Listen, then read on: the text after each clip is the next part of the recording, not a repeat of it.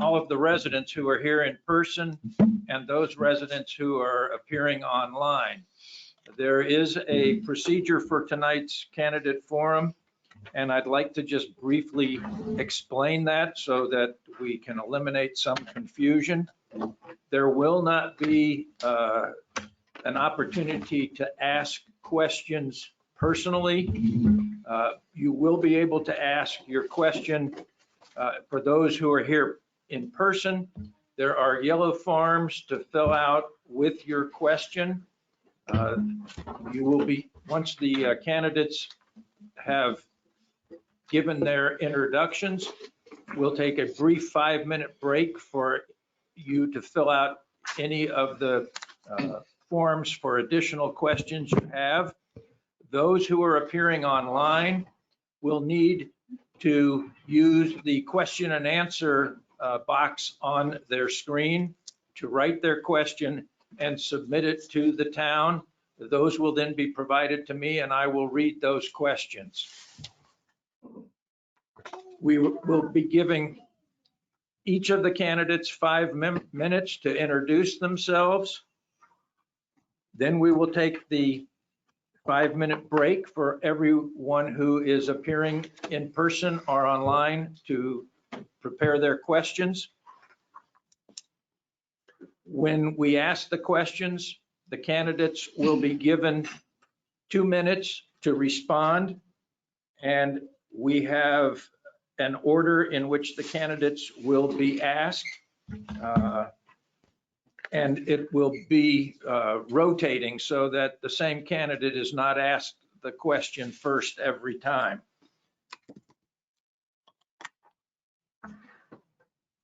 With that, I think we're ready to begin. Let me say that there are, yes, Dan. Sorry, Charlie, not to interrupt, but candidate Gonzalez will be appearing virtually tonight. And I was just about to say that, but that's fine. Sorry. Because I know you can't read my mind. Let me go ahead and introduce the candidates to you from left to right. Robert M.W. Shalhoub is the incumbent candidate. Timothy Daughtry is running in that same Group 3 race. In the Group 4 race, it's Christina Daughtry and Robert Gonzalez, who is on the TV screen. Let's begin then with the candidates presenting a 5-minute opening remark, and we will begin with Mr. Shalhoub. Thank you very much, Charlie. Good evening, everybody. I want to take this opportunity to thank everyone for coming here tonight, whether in person or virtually. As you know, my name is Bob Shalhoub, and I'm currently the vice mayor of the town. One thing that I found to be consistent sitting on this dais is when our neighbors come before us to ask a question, have a concern, and the first thing that they say is, my name is, and I live down the street. And then almost immediately they state, I want you to know I've lived in Lake Clark Shores and been a resident of Lake Clark Shores for so many years. This teaches me that the residents are passionate about their town and they take pride in how long they have lived here, and they want everyone to know how long they've lived here. Well, in keeping true to form, I want you to know my name is Bob Shalhoub and I live at 8429 West Lake Drive, and my wife and I came here in 1986. We raised our 2 children. Christina lives on with her husband and 4 children on Venetian Way. And my son Paul lives down the street from me with his wife and 2 children. I've been on the town council a number of years, and I pride myself in the accomplishments that we've made during my tenure. I have generated to just about everyone's attention in town or made available on social media some of the accomplishments that we have initiated, that I've spearheaded, that I've brought to the table, and that we've accomplished and supported. And I'm very proud of each and every one of these accomplishments. Each year brings us new challenges, but each year we have the same goal in mind. What can we do to make Lake Clark Shores better for everyone? After I was elected to the town council, I wanted to bring the community together because it was a pretty contentious race. And I thought, hey, what about, let's all get together for a barbecue. Now, a lot of people told me it'll never happen. Well, that just made me more determined. And I want you to know, with the help of a lot of neighbors, because I certainly didn't do it by myself, we put together a town barbecue, and next May 15th, this coming May, we're going to celebrate the 27th year of this barbecue. When I was campaigning, I was going door to door, and I got stopped at Publix, or I got stopped at Flanagan's, and everybody has a question in their mind, whether or not, hey, why isn't my trash picked up? When are they going to pick up my trash? What about the ducks? What about the algae? What are we doing about, golf carts? What are we doing about this? I'm excited, and I look forward to talk to each and every one of you when you stop me at the deli counter so we can talk and address your concerns. I'm excited to address these challenges because it becomes infectious. Think about it. Lake Clark Shores is almost like the little engine that could. I think I can, I think I can, I think I can. It's all about optimism. It's all about resourcefulness, and it's all about determination. And it turns itself into, I know I can, I know I can. And the next thing you know, look what we've accomplished. In the good old days, we were just another small town, but in the last 20 years, we made a name for ourselves, not only locally with our county commissioners, our sister cities, but also in Tallahassee, and with the assistance of our Congresswoman Frankel. With every new accomplishment we have achieved, it just invigorates me to say, what else can I do? What's next? My passion for our town has not only endured these many years, but it continues to grow. There's no project that's too small. There's no project that's too big to stop the momentum that we have created. And I'm excited to be a part of that. My desire is to make this town a better place, not to be matched by anyone. I'm willing to make the sacrifices necessary to dedicate the time required to work to make the town what we all want. I welcome the opportunity to listen to your concerns. Let me know what's on your mind. I'm here to help. It's that simple. I'm not here to obfuscate those situations. I'm a team player. I'll answer any questions you have, and I want you to know that I have the experience to get the job done, and we've done exactly that. We've accomplished the jobs put in front of us. I have the passion and excitement, but more importantly, I have the commitment to this town more than anyone else. Thank you all very much. I ask you and I thank you for your support. Thank you, Mr. Shalhoub. Mr. Daughtry, you have 5 minutes. Thank you very much. Welcome, everybody. It's great to see everybody here, and thank you, everybody online. I'm an electrical contractor. I'm not a lawyer, so I'm not as gifted at gab as Bob is, but I'm going to give you a little idea of who I am and where I came from and where I want to go with this town. I was born in Washington, D.C. and grew up just outside D.C. in Virginia, and I moved here in 2004. Went to college in Western Pennsylvania and law school in Pittsburgh. I've been an electrical contractor all my life. My company has been in business since 1957. I've been an electrical contractor in Florida since 2005, shortly after we came here. I've got a lot of experience in project management for complex construction projects. I think that would be very good training to help us undertaking the projects that we're looking to do in the future, specifically with infrastructure, with roads, sewers, water lines, bridges. Shortly after I moved here, I decided to get involved in my hometown. Had never done that too much before, and starting to volunteer in the town in a number of activities. The barbecue, which Bob has spearheaded for many, many, many moons, the tree lighting, the lake cleanup, and other activities in town. Volunteered a lot of my time. I've wired these TVs that are here in this town council chamber. I've provided lighting for the power for the lighting of the Christmas tree, at the head of the lake for the Christmas tree lighting. After that point in time, I got involved with the Code Enforcement Board. I was a member of the Code Enforcement Board in this town up until this spring for about 12 years. The last several years, I was a vice chair of that board. I volunteer all over the county. Just recently, this past weekend, I volunteered in Lake Worth for the Street Painting Festival. Tina and I are very involved with the Children's Meadow at the Street Painting Festival, where we allow children to express themselves on the sidewalk of Lake Worth. Also before that, I was involved volunteering for the marathon in Fort Lauderdale. Tina is an avid runner, and I've volunteered in a lot of events in which she participates. And we get a lot of joy in doing that. I've donated ice cream for the town barbecue.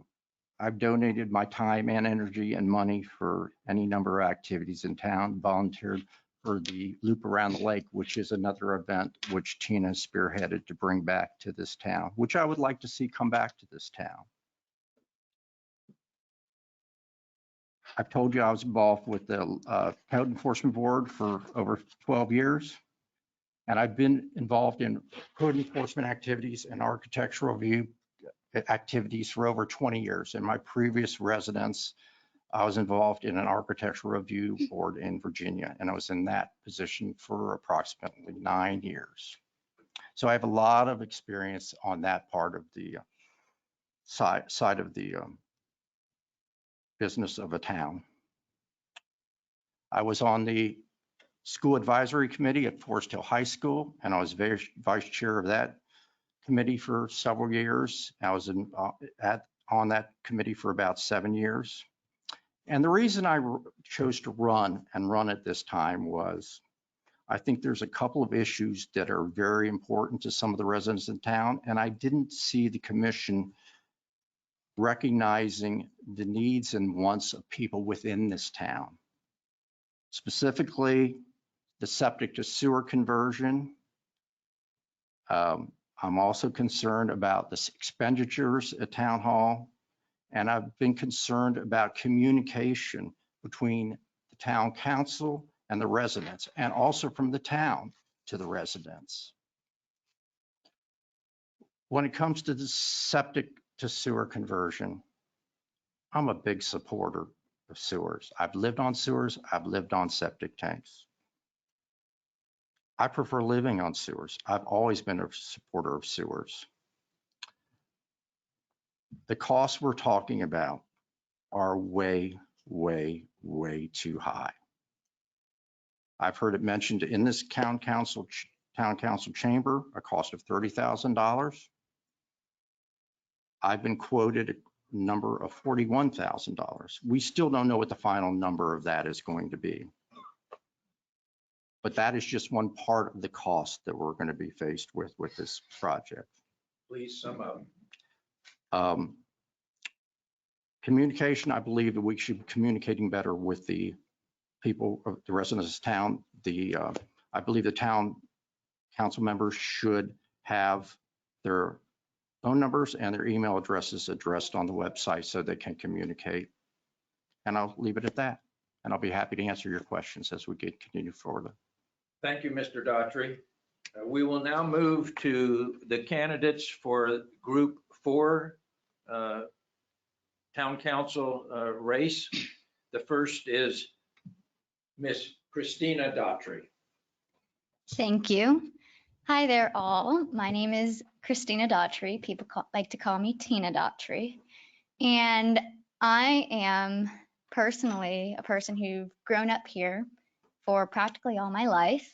I am personally adopted from Europe, specifically from Bulgaria, and my mom and my dad has had the great opportunity to adopt me and take me to the neighborhood of Lake Clark Shores, and it's been a great place to grow up.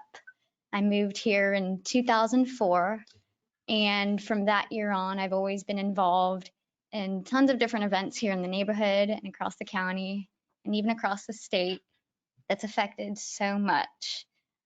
As my dad mentioned, I am an avid runner. I've been running for 10 years now. It's my 10-year running anniversary. I ran for cross country and track on #1 for the varsity. And what that does is that it's allowed me to really have the confidence to take on difficult things and have the mentality to take that on.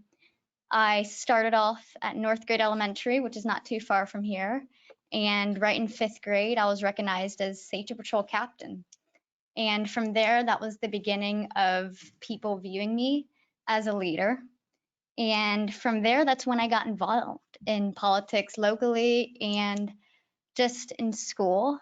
I started off with joining my high school student government and becoming the class president for 2 years. It was a really awesome opportunity because I was able to lead a whole graduating class. And I was also able to take on the school news as I'm currently a student at Florida Atlantic University. I'll be graduating in 8 weeks and 38 hours. And I'll be graduating with a communications and a theater minor. I'll have a communications degree by the end of 2 months. And I've always been involved in not just school politics, but I've also been able to get involved in local politics. I've been able to have great connections with our current county commissioners and mayor, and I've spoken with them about a lot of different things that we're all concerned about in Lake Clark Shores, like our waters and our environment, and just how we are all treated as a neighborhood. I've also been able to be a part of Bob's barbecue team for so long. And from there, I've been able to be recognized as Volunteer of the Year at such a young age. And starting off in leadership at a young age is, to me, very impressive.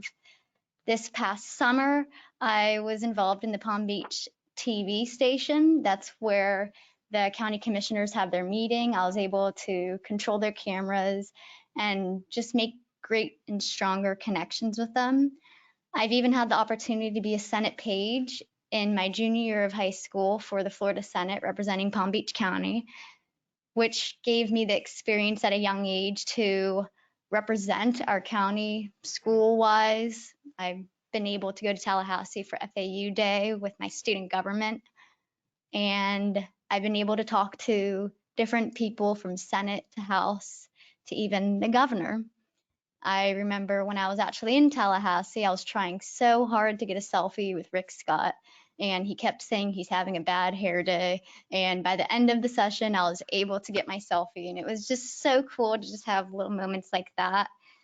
And I've ended up to even like people that I may have never liked in the first place, and it's allowed me to just grow into politics like that. But my main message here is that I'm here for you. You know, I feel that my main goal that I can totally take on is definitely making communication more clear from town hall to the neighborhood. I've been already in communication with county commissioners and people at the state level just to have that ground so we can all communicate and work with each other to have more opportunities and more ideas for different plans that we have. And at the end of the day, I just invite you all to consider my vote. Other than that, I yield the rest of my time. Thank you very much. Yeah. Robert Gonzalez. Hi, good evening. Can everybody hear me okay? Just want to make sure I'm coming through. Yes, we can hear you. Well, good evening. I'm about 2 hours behind. I'm on Mountain Standard Time. I apologize tremendously that I can't be with you folks in person. My father and I, we are on our annual father and son trip. I lost the view there of you folks in person. It's back now. But I would have wanted more than anything in the world to be with you folks.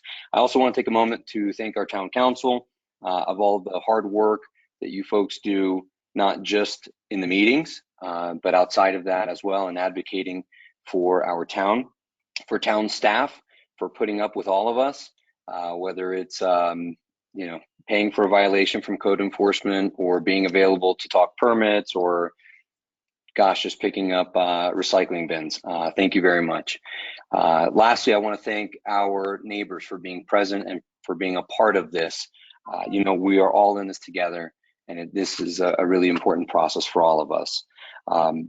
I've had the privilege to call Lake Clark Shores home since 1999. Actually, our history kind of goes back a little bit further than that. In 1992, when our family found a little place that was just outside of Lake Clark Shores, just south of Clark Road, Edgewater Terrace. I was fortunate enough to grow up just on that little outskirt there. In 1999, our family found a beautiful home on Pine Tree Lane that my parents renovated. In 2018, luckily enough, my wife and I had the opportunity to move our family, our growing family, into Lake Clark Shores. And in fact, speaking of family, it is now my father, my wife and myself, and my sister who have 3 separate households in the town. So my sister and my parents are on Pine Tree, and we're on South Lake Court. But you know, family is really, really important. And I think that Lake Clark Shores, we have so many families, young and old, and we have so much diversity here that we want to protect. And I think that community and responsibility are 2 words that really exemplify Lake Clark Shores. I know, as Bob Shahoob said, each one of us feels so closely to Lake Clark Shores. We feel the need to elaborate on how many years each of us has called Lake Clark Shores home. We are community in every sense of the word, not just the barbecue. And we have a responsibility to keep our town safe and stable. We also need to keep our eye to the future and make sensible, level-headed decisions. One of the words that I think about when we talk about town council, or when we talk about somebody that is an elected official, it is a fiduciary. A fiduciary is somebody that is put in a place to take care of others. It is something that is so crucial and central to our system. And that is what each and every single member of town council needs to be, is somebody that looks after the future of our community and also its residents. So I made the decision to run for town council. I feel that my background, real world experience, and connection to Lake Clark Shores makes me the right candidate for town council. A little bit about me: I am a practicing civil trial attorney. I currently sit on the Lake Worth Rotary board for the Lake Worth Rotary. I am also the immediate past president. I started my own law firm about 3 years ago. I am a father of 1 beautiful boy and 1 on the way. I'm the son of Lake Clark Shores residents. I currently sit on the Lake Clark Shores Code Enforcement Board. And yes, of course, I don't think anybody should be running for town council if they haven't volunteered for the barbecue. But I digress. Our town has many issues in front of it. And, you know, some are fun. Some are exciting to talk about, you know, whether it be the Blue Way Trail or resurfacing the tennis courts, or just doing the fundamental things that we need to run our town. Other issues that affect us right now, or that are in front of the town council, are a little bit different, and they impact us and our neighbors financially. And yes, I'm speaking of the septic to sewer conversion. So there's so much in front of our town council right now. I really do feel that we need level-headed, sensible, financially responsible decisions and discussions that need to be had. In speaking with neighbors, communication is absolutely key. You know, I think that we can all agree that more communication is always better. And sometimes in the digital age, it's difficult to kind of streamline some of that information. So one of the things that I'd like to see done is that we can have a recap, or at least a quarterly town address in a video format, or maybe a blog post, that we can bring some of the neighbors up to speed on what we're doing. But all things being equal, I do encourage, and I want to take the opportunity to encourage every single person that's watching this candidate forum to please get involved with town council on a whole on a regular basis. So I will yield the remainder of my time, but on March 8th, I urge you to go with Gons and vote for me, Bobby Gonzalez. I'd like to reserve the rest of my time. Thank you. Thank you very much. You've now heard the introduction from the 4 candidates for the 2 town council seats. We will take a 5-minute break. Don't go away. If you are here in person, if you have questions for the candidates, please submit them to me on the yellow form. If you are online, you have the ability to submit your written questions on the GoToWebinar page that you are on. We will be back to address those questions to the candidates in 5 minutes.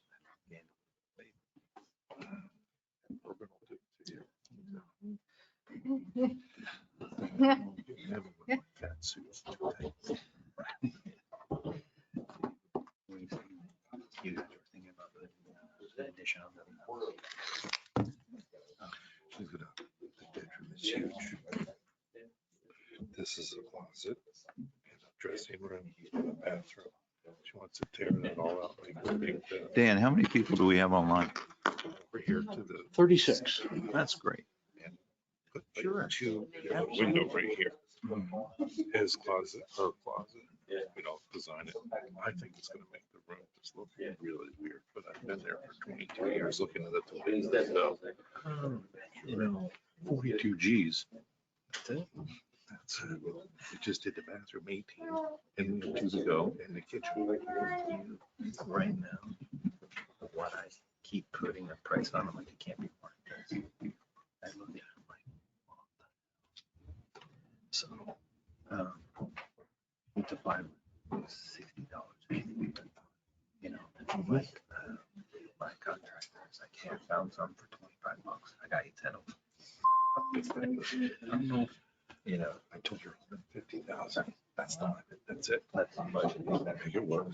Should have told her 100, because it's gonna go to 150. Well, it'll probably end up at 200 because what she wants to do to the kitchen is gonna be, monumental. But I'm not for the kitchen, but the bedroom. The closets and the drawers are small. No, that everywhere. I was telling you, in 1960, people didn't have 20 pairs of jeans. Right. They didn't have 4 pairs of sneakers. You know, you had trench shoes, you had work shoes. So when you look at it, right? She tells me, she goes, you occupy, you have 5 closets, you occupy 4 of them. What's the problem? I don't want to put my work clothes.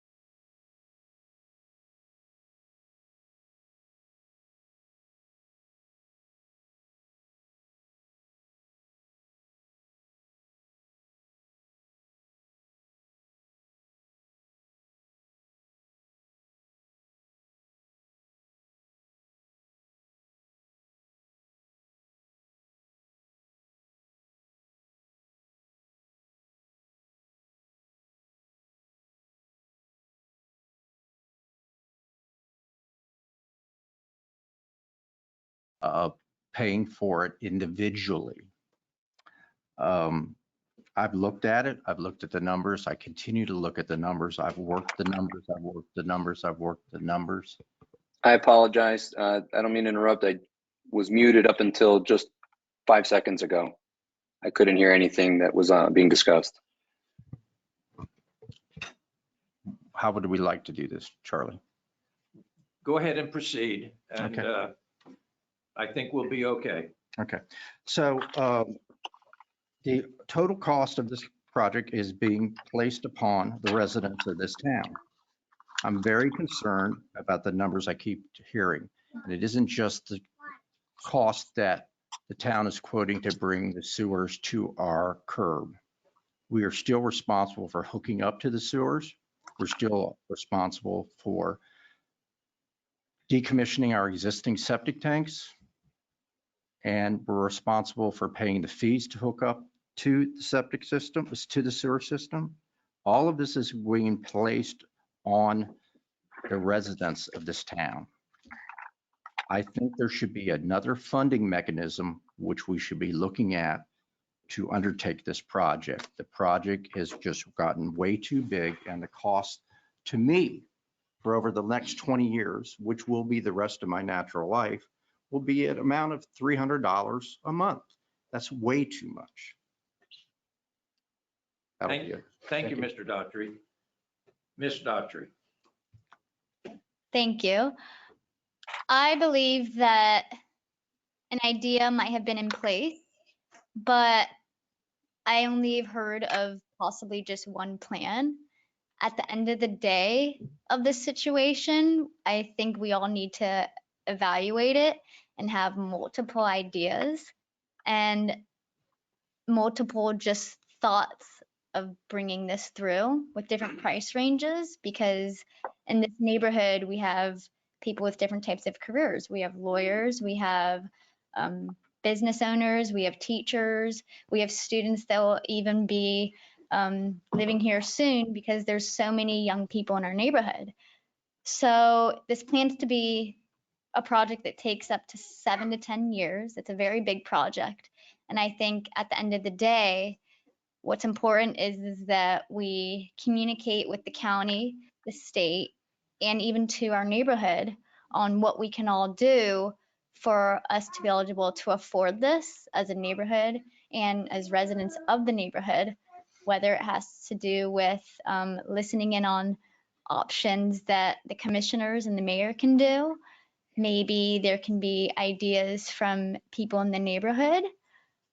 Maybe there's even options. At the end of the day, I think it's definitely a situation where we need to have more than one plan so we can all choose from it and just really evaluate that, because money is going to be big. I'm sure it sounds like it's going to be big, but it's what's needed. And at the end of the day, we just need to realize that we all have different money ranges based off of what we do as career choices. And because of that, there needs to be more than one option on how we're going to take this on. I yield the rest of my time. Thank you. Mr. Gonzalez, let me repeat the question because I understand you were muted and maybe did not hear. This is concerning the septic to sewer conversion. How is the town going to pay, or the town and its residents going to pay for the conversion? Okay, thank you so much, Charlie. We are right off to the races with the first question. So thank you for that. I didn't really get the benefit of hearing Mr. Shalhoub, but in terms of paying for the project, assuming it's moving forward, a couple of things that are really very, very important with our specific situation scenario. We are a very small town. So what essentially we need to do, and I think that the council as of late has been very good about approaching members of the House and members of the Florida Senate to lobby essentially for money. You know, this is a function that we need to stick up for ourselves and go out and get grants. In fact, towards the end of January, I believe it was the Miami Herald, January 27th, they had an article where Miami-Dade is spending about $230 million to convert a piece of or a part of Miami-Dade from septic to sewer. This becomes increasingly important because of the fact that now this has a huge environmental impact, and there are grants and there are monies available from the DEP, Department of Environmental Protection, and other agencies that we really need to work very closely with once we have the final numbers, once we have an engineering plan in order to put this forward. The big issue here and the real concern for us as a town looking forward is that Miami-Dade has already looked at and identified that sea level rise is a real big issue. And the science also backs the fact that some of these septic tanks do leach, at least the drain fields. And now you got to remember, if the sea level, and if you can see me on the screen and holding my hand up, and if the sea level rises and we have aquifers, and if you've lived in Florida for any number of years, we all are very appreciative of those Florida clean, fresh limestone aquifers that we all have below us. If that sea level rises and you have the nutrients leaching, or you don't have enough of that buffer for those nutrients to get filtered out. So to answer the question plainly, we need to look to other agencies, and we need to be very, very strong and very outspoken about our lobbying efforts, grant writing, and asking Tallahassee and the federal government for money for our town. Thank you. On this second question, we'll begin with Mr. Daughtry. This question is from Ashok Kulkarni. What is the unique thing you intend to do for Lake Clark Shores and its community as a member of the town council? The unique thing I would do for this town is I would vote no for any plan to go forward with septic sewers unless we could bring the cost of that project down on a per house basis to an amount that would be reasonable for every resident of this town. I would never stand for anybody in this town having to leave this town for us undertaking this project. Thank you, Ms. Daughtry. What is the unique thing that you intend to do for the town of Lake Clark Shores and its community as a member of the town council?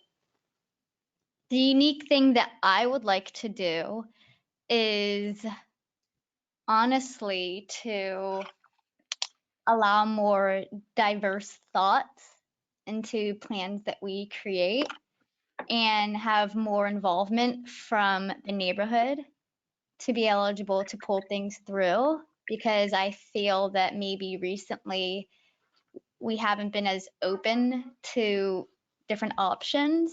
And the unique way how I want to do it is I want to be able to have communication so strong to the point that you can email, text me, call me, tell me your idea, and it's considered and shared to the group. And I think that's going to be a unique way of just making things stronger for everybody, so everybody's voice can be heard on this, because it's going to affect so many people, and it's going to affect people that are be moving here in the future, and it's going to be affecting from the price of our homes to the price of the neighborhood itself. That's about all. Thank you. Thank you. Mr. Shalhoub. In going around from doing the campaigning, which I just got so excited about, it was the opportunity to get into the neighborhoods. And one thing that I thought was very, very beneficial is why can't we take council meetings to the people? Why can't we go to the neighborhoods and say, hey, look, let's have a meet and greet type of thing. Talk to your councilman. Let's go to the neighborhoods. It's nice, COVID was very interesting to everybody, and it affected all of us different ways. But we had to revamp how we thought and how we conducted business here in the town, because now you see more TVs, more cameras than you ever before. Now we're on YouTube. But was really great in the meet and greet is that why can't we go take us take the council, take individual council members and take it to the neighborhoods. I think that would be a very unique way to make sure that everybody understands what we're doing. And, you know, it's becomes a little bit more transparent. Mr. Gonzalez, Thank you so What is- much. I've got two go ahead. things. I heard the question. I'm ready to respond if you are. We're ready. Go ahead. I have two things that I'm really passionate about. One has always been safety, and you know, walking at night is a big thing. So right off the bat, last week I ordered 400 reflective wristbands. I want to make those available to our residents. I'm going to be giving here when they come in, hopefully in the next couple of weeks. I want to give those wristbands to our officers, and anytime that they're circling the neighborhood at dawn, at dusk, or at night, I want to make sure that those are available to our neighbors for free. The other thing I'm really passionate about is video and communication. Please don't hold the fact that I am attending virtually against me, but I think that our residents, and now especially with all the technology that we do have, it'd be great to have a quick preview of what the council meeting may be like before the council meeting happens. And, you know, a lot of us are plugged into, here's a shout out for LCS residents, the residents of LCS on Facebook. But we have a great sense of community, great groups that we love to share information on. There should be a way that we can have an easily digestible town council meeting that we don't have to go back and replay it for the, you know, hour, sometimes 3, that it may go on, giving our residents some of the highlights and just a quick digital digestible download. So communication is critical. And I want to second Bob's idea for the meet and greets. I think it's incredible to get out and have an opportunity to just hang out with folks in a very casual setting, so that we can all kind of discuss our ideas on how to make Lake Clark Shores better. Thank you. Thank you.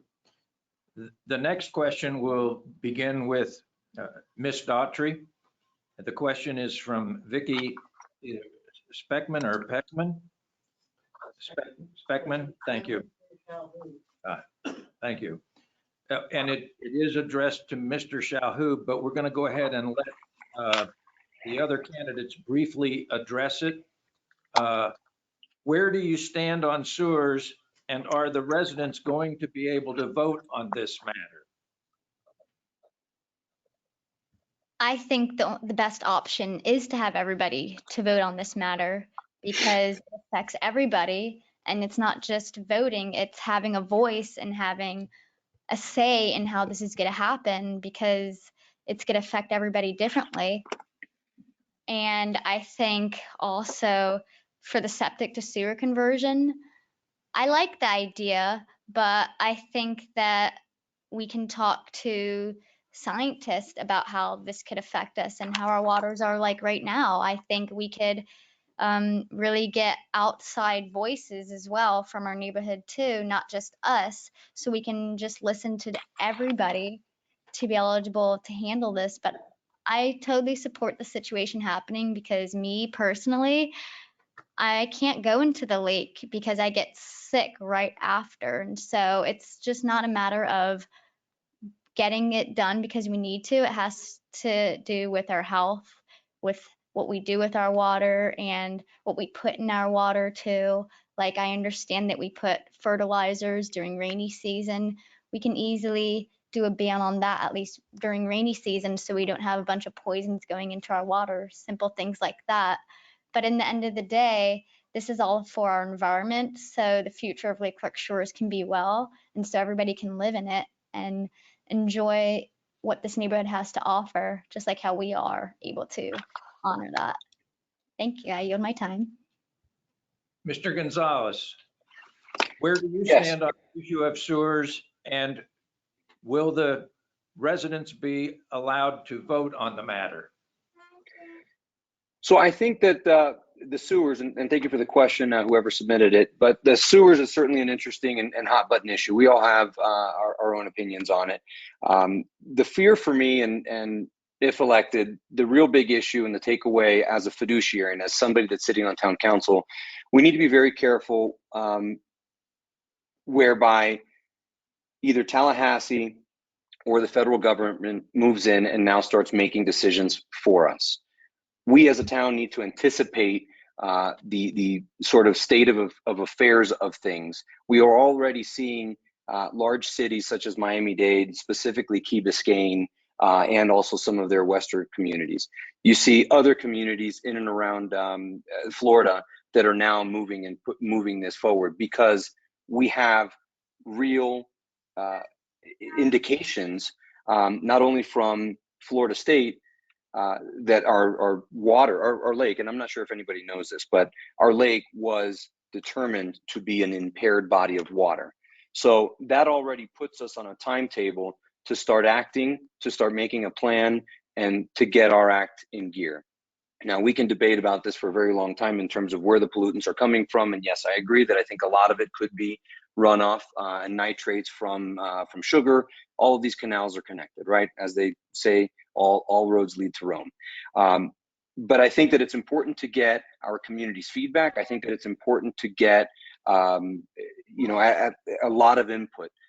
And I think that, and going to Tina's point, I think that the town has spoken to scientists, and those reports are available. I know that that the council has made reference to certain parts per million of nitrates in our lake and different things like that. So we understand the science. I think that the council right now is very up to date in terms of the science, but we do need to be careful in terms of being mandated now by Tallahassee or the federal government to say, hey, Lake Clark Shores, you had an opportunity, you had a window of time to decide to do something, you haven't done it, and here's now the mandate. You know, it's very, very easy to make financial decisions, for others when you don't have a stake in the game. You know, I have a son and a son on the way, and me and my wife, you know, we got to make sure that we balance our pocketbook and we make sensible decisions. And that's what we need in Lake Clark Shores: sensible, well thought out financial decisions. Thank you very much. Mr. Shalhoub, where do you stand on the sewers, and will the residents be allowed to vote on the matter? Gotcha. I remember this matter came before the council about 20 years ago, and they sent, that question was asked. We were at St. Mary's Orthodox Church banquet hall, and one of the council persons says, I'm going to make the decision because that's what you voted for. That's why you voted for me. And that council person is no longer around. But I've been advised by, we have the engineers in the ante room. I have an engineer in front of us here, Mr. Dan Clark, has over 40 years experience in this. And according to Mr. Clark and Bill Lynch, this is no longer a town council issue. When the lake is declared impaired, it becomes a FDEP and EPA issue. In short, these agencies have determined that something needs to be done. And based upon the information provided to us by the experts, the town has two options: negotiate an alternative restoration plan, or negotiate all these big total mass daily limit. Is that right? By maximum. Either way, the FDEP forces us to the same place. We need to significantly reduce the chlorophyll, phosphorus, and biomass in the lake. And as I understand it, this is also consistent with the Florida statutes. There was an inquiry made to the county today or yesterday if this will be a referendum, and the answer is no. It is all based upon statute at this time, and it's real easy to say, hey, look, we need to do something. But most importantly, if we do nothing, the information that has been provided to us, according to the Clean Water Act, the EPA has the opportunity to fine the town up to $25,000 a day per parameter not meeting the standards, or a fine of $75,000 a day is not where we obviously need to be spending our money, as this is the information that has been provided to us by our experts and our engineers. Thank you, Mr. Shahoo. Mr. Daughtry, I know that you have partially answered this question already, but the question is, where do you stand on sewers, and are the residents going to be allowed to vote on the matter? I believe in sewers. I believe we should have sewers. However, for the cost we're talking about, no way, no how. Okay, as for a referendum, I think the town should vote on it. The residents of this town should have a say of this. Okay, Mr. Shahoo just mentioned the EPA and the Clean Water Act. We've been in violation of the Clean Water Act for many, many, many moons. The water in our lake didn't immediately, just within this last year, become impaired. It's been impaired for a very long time. We've been in violation of the Clean Water Act as long as which has been since 2004. The EPA could come in and impose these fines on us a long time ago. They haven't, and they're not going to do it right away. Now that we do have an impaired waterway, obviously we have to do something about it. But the town has not tested this water for many years. And I have addressed that with the town. Why are we not testing it? And I was told because they don't want to know what's in the water. That's being asleep at the wheel when you're in charge of this town.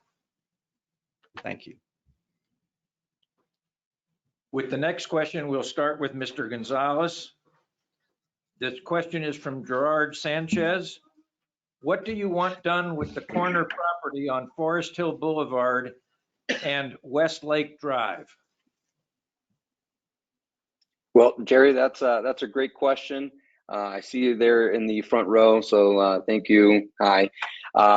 So, you know, while I was campaigning and knocking on some doors and getting together with folks, and I do want to say I'm so incredibly thankful to some of our neighbors that had and hosted a meet and greet.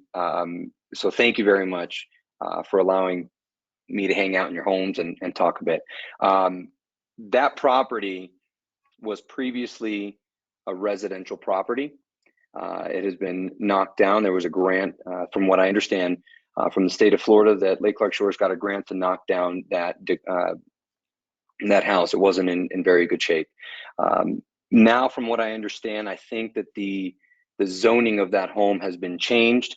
I believe that there was a feasibility study done on that property whereby, and this may have been a couple of years ago, but a residential price tag for that property was about $100,000. The commercial value of that property would be $300,000. Now, in speaking to residents and personally, I don't see how a commercial property could be there or go there. Several ideas have entered into the mix and to the conversation. One of them is leave it as green space.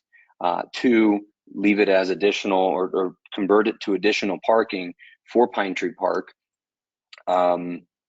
You know, those are the two big ideas.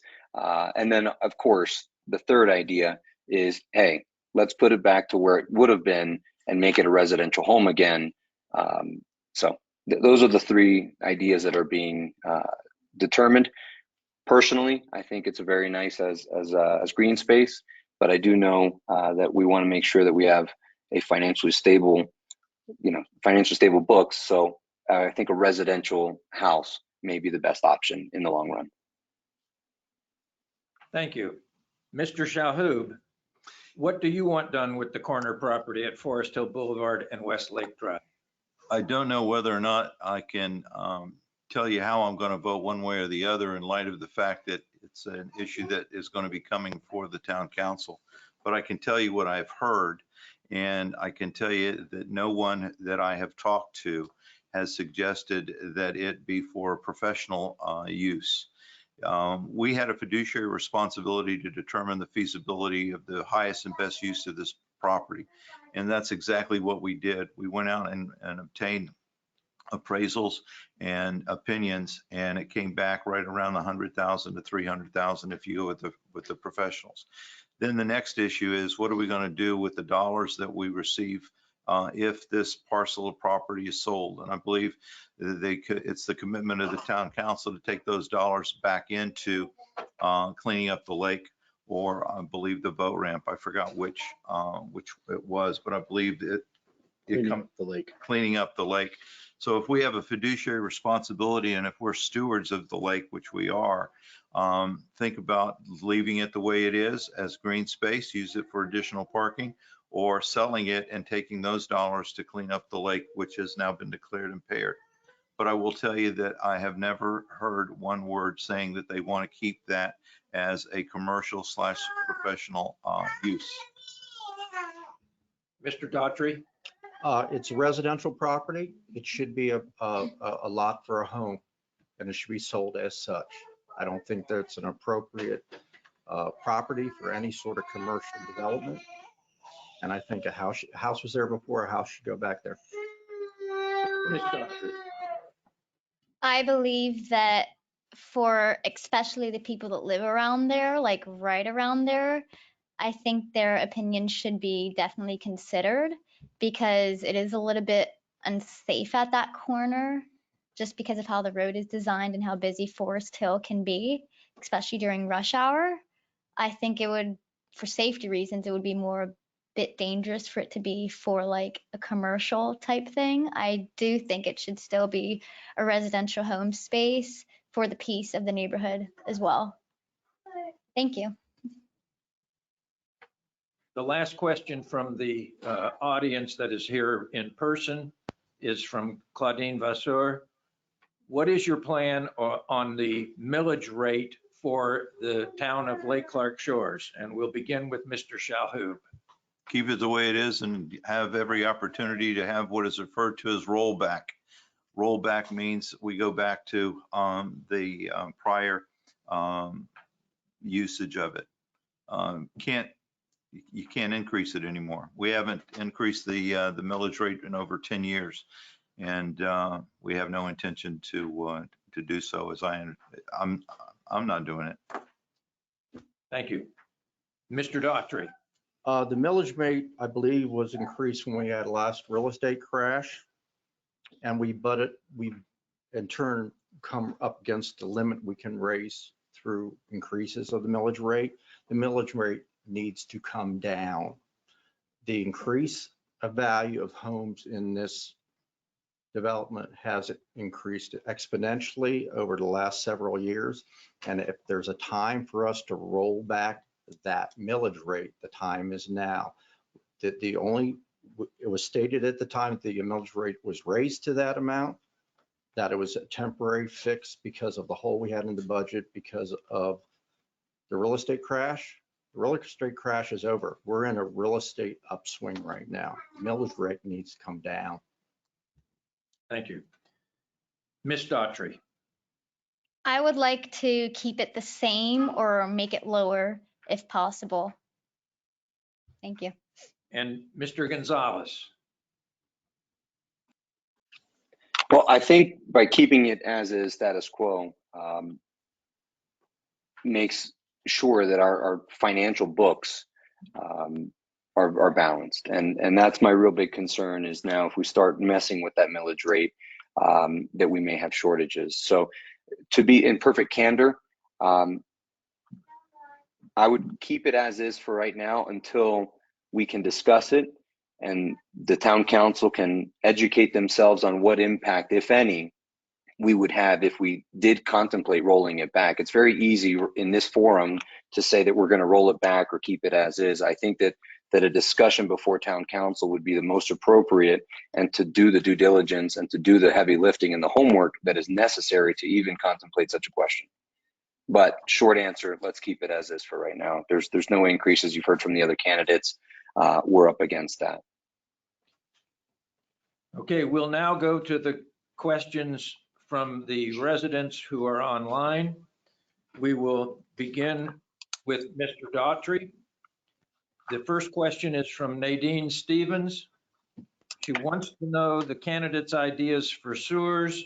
What is the plan for the sewers, including timeline for installation, cost per residence, extra costs that includes driveway repair and septic tank removal? What are your views on sidewalks? Now, I know we've already addressed some of this question, but I'm happy to address all of okay. the things that she's said. I've always been a supporter of sidewalks in the town. Practically, I don't see how we'll be able to do that with existing landscaping and vegetation. And then it becomes a cost to us to undertake it. And we're looking at a lot of other costs. I would love to have sidewalks. It's dangerous to walk down our streets. Bobby mentioned having reflective wristbands for people. The fact is, I've been out many times early in the morning and many times in the evening and nearly hit people. I think the town police officer should have reflective vests, reflective wrists like Bobby has purchased, flashers, anything to give to people who are walking up and down the street. As to the cost of the sewers, the cost I've heard mentioned in this town council chamber is $30,000 per house to the curb. The amount I've been quoted is $41,000 to the curb. I know in my house, I have 2 septic tank hookups. I have a leach pit in the front and I've got a septic tank out the side of my house. I have to run 2 laterals out to the street. I have to decommission the septic tank.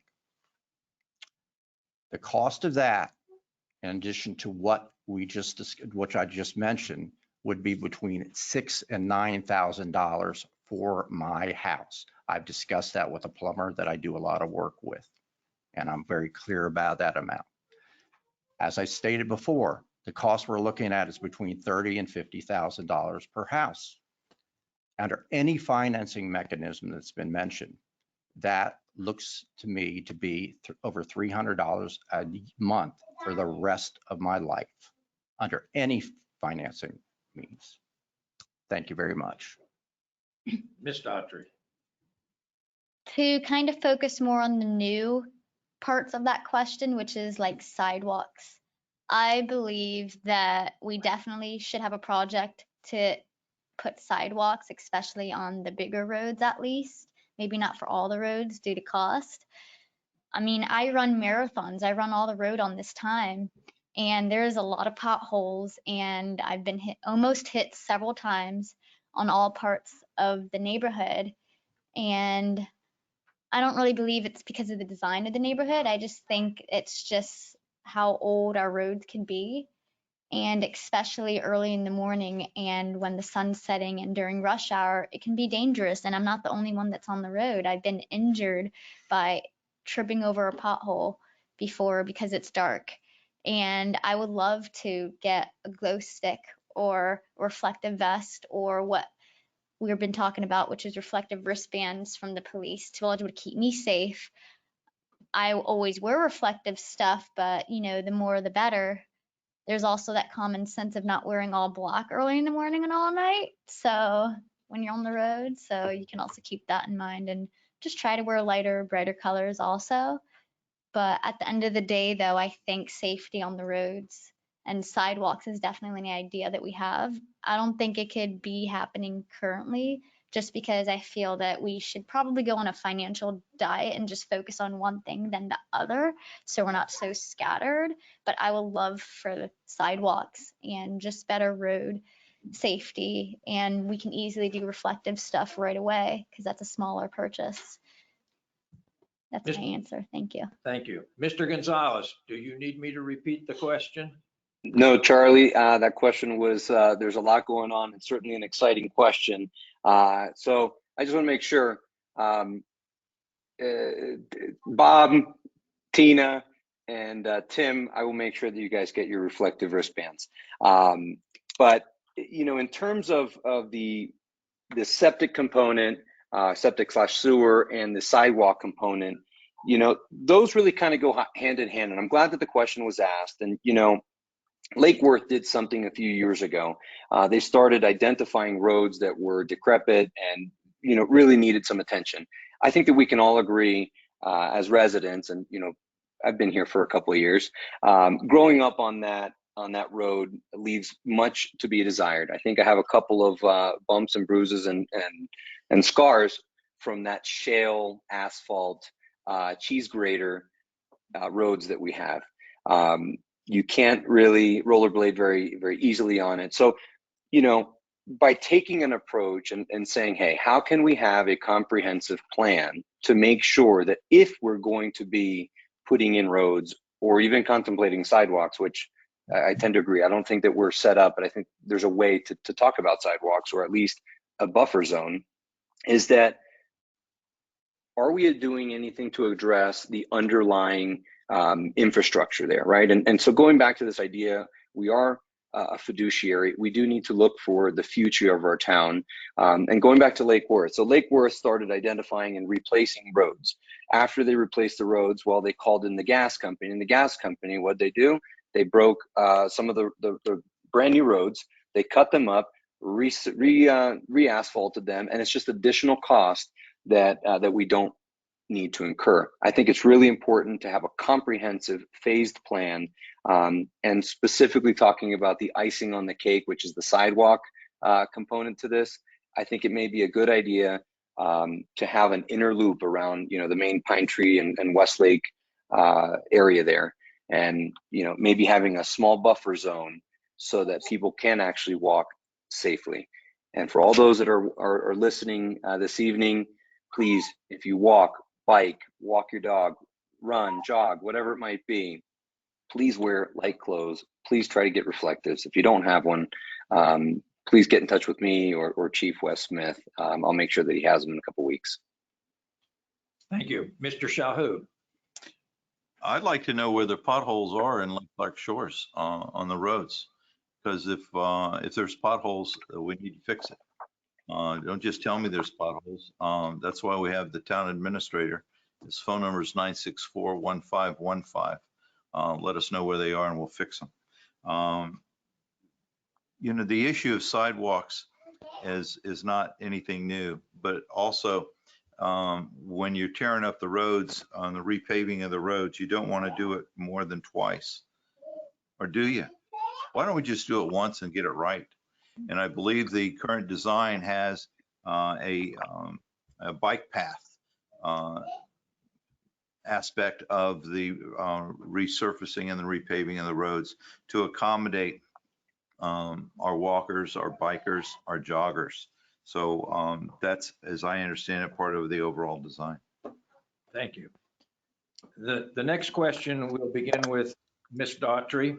This question is from Pat Boyer, and some of you have already begun to discuss this briefly.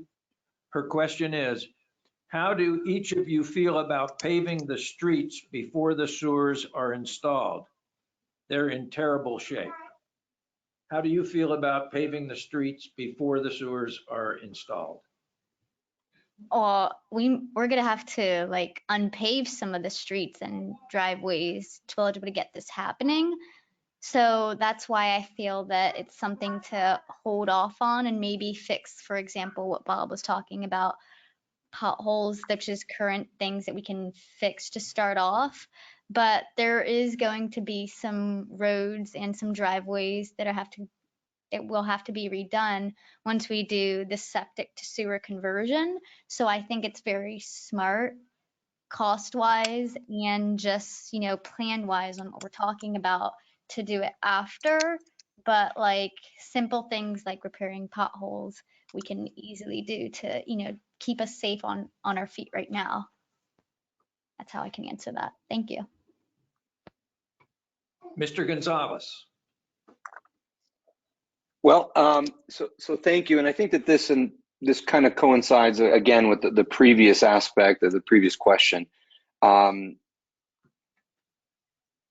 Paving it twice doesn't really make sense. I think that the first question that we need to ask and the first question that town council needs to identify, you know, are we moving 100% forward with sewer or not? And I think that in the next month, from what I understand, is when the first draft of the comprehensive engineering report is going to be released to the council. And I think that once council determines that very binary decision, are we or aren't we? I think that we're in a better position to now tackle, should we repave the streets now or in the future, or at the very least, should we repave the inner lane of the streets, so at least you can, rollerblade, skateboard, walk without rolling your ankle there where the grass meets the asphalt. I've done that a couple times. Going back to the question, because it does interact with the streets and whatnot, the question specifically focused on, and I'm not sure if we gave it enough credence, is what happens with neighbors' driveways, the decommissioning specifically of that septic tank, and kind of the connections.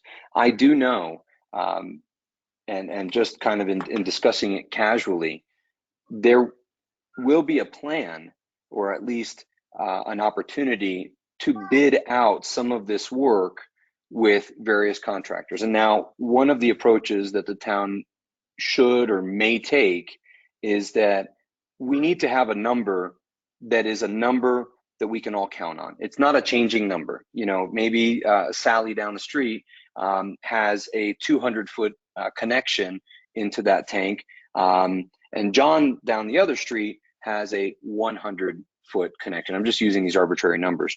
But how can we get an average of what that's going to cost so that everybody can make the decision and everybody can appreciate what that work that needs to be done? It's kind of fair to everybody. We can make sure that we're working with the same number and it's not unduly burdensome, to Sally that has that 200-foot connection and vice versa. So thank you for the question. Mr. Shalhoub. I need you to repeat the question, because I think we've kind of answered it, because we only want to do it once. That's the key. You only want to do it once. Get it right the first time. You don't have to do it again. And the question was, how do each of you feel about paving the streets before the sewers are installed? And no. Mr. Daughtry.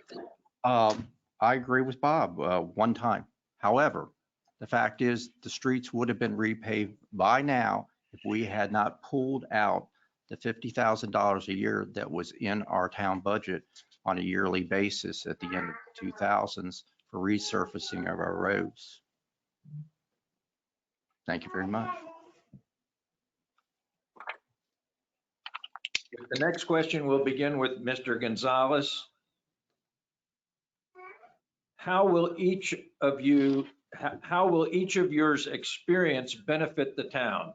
So, Mr. Gonzalez, how will your experience benefit the town? Well, to start, I've been on code enforcement now for, I believe, about a year. I've learned a lot on code enforcement, and I recommend that anybody that is hoping to, run for town council starts getting involved in committees or boards where you can start to understand, government. I don't want to shamelessly plug the fact that I went to law school or that I'm a practicing attorney, because really that's just a perspective. I was taught a long time ago that the law is a tool.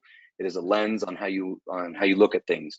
But I do think that it is a way to really understand and peel back and understand governance. So I think that I'm particularly situated in to understand that, to govern, and to really be the best tool for Lake Clark Shores. Thank you. Mr. Shalhoub. It's all about relationships. It's all about relationships. And that's what we have done for the last 20 years, is build on our relationships with our local leaders, our state leaders, to enable us to make sure that we can utilize everybody's resources to benefit our town. And as a result of those relationships, every member of the town council has some unique perspective, and every member of the town council has built on those relationships to save all of us money. And that's what you have to continue to do, is build on those relationships. Mr. Daughtry. I concur with Bob on relationships. It's very important.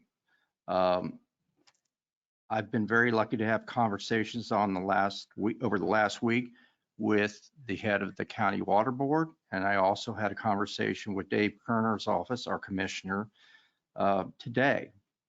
And the fact is, the water board member and the office of Commissioner Kerner indicated to me at the end of this month on the 29th at 9:45 in the morning, there's going to be a discussion about a water bond, an environmental water bond that could be as much as $150 million available for infrastructure, specifically septic to sewer, which might be a part of that. I ask everybody to attend and express their opinions at that meeting. Specifically, when it comes to me, I'm a project manager by training. I'm used to incredibly complex construction projects. We're talking about water, we're talking about water lines, we're talking about roads, we're talking about sewers, we're talking about bridges. I'm used to looking at construction projects. I'm used to delivering projects on time and on budget. That's what I bring to the table. Thank you. Ms. Daughtry.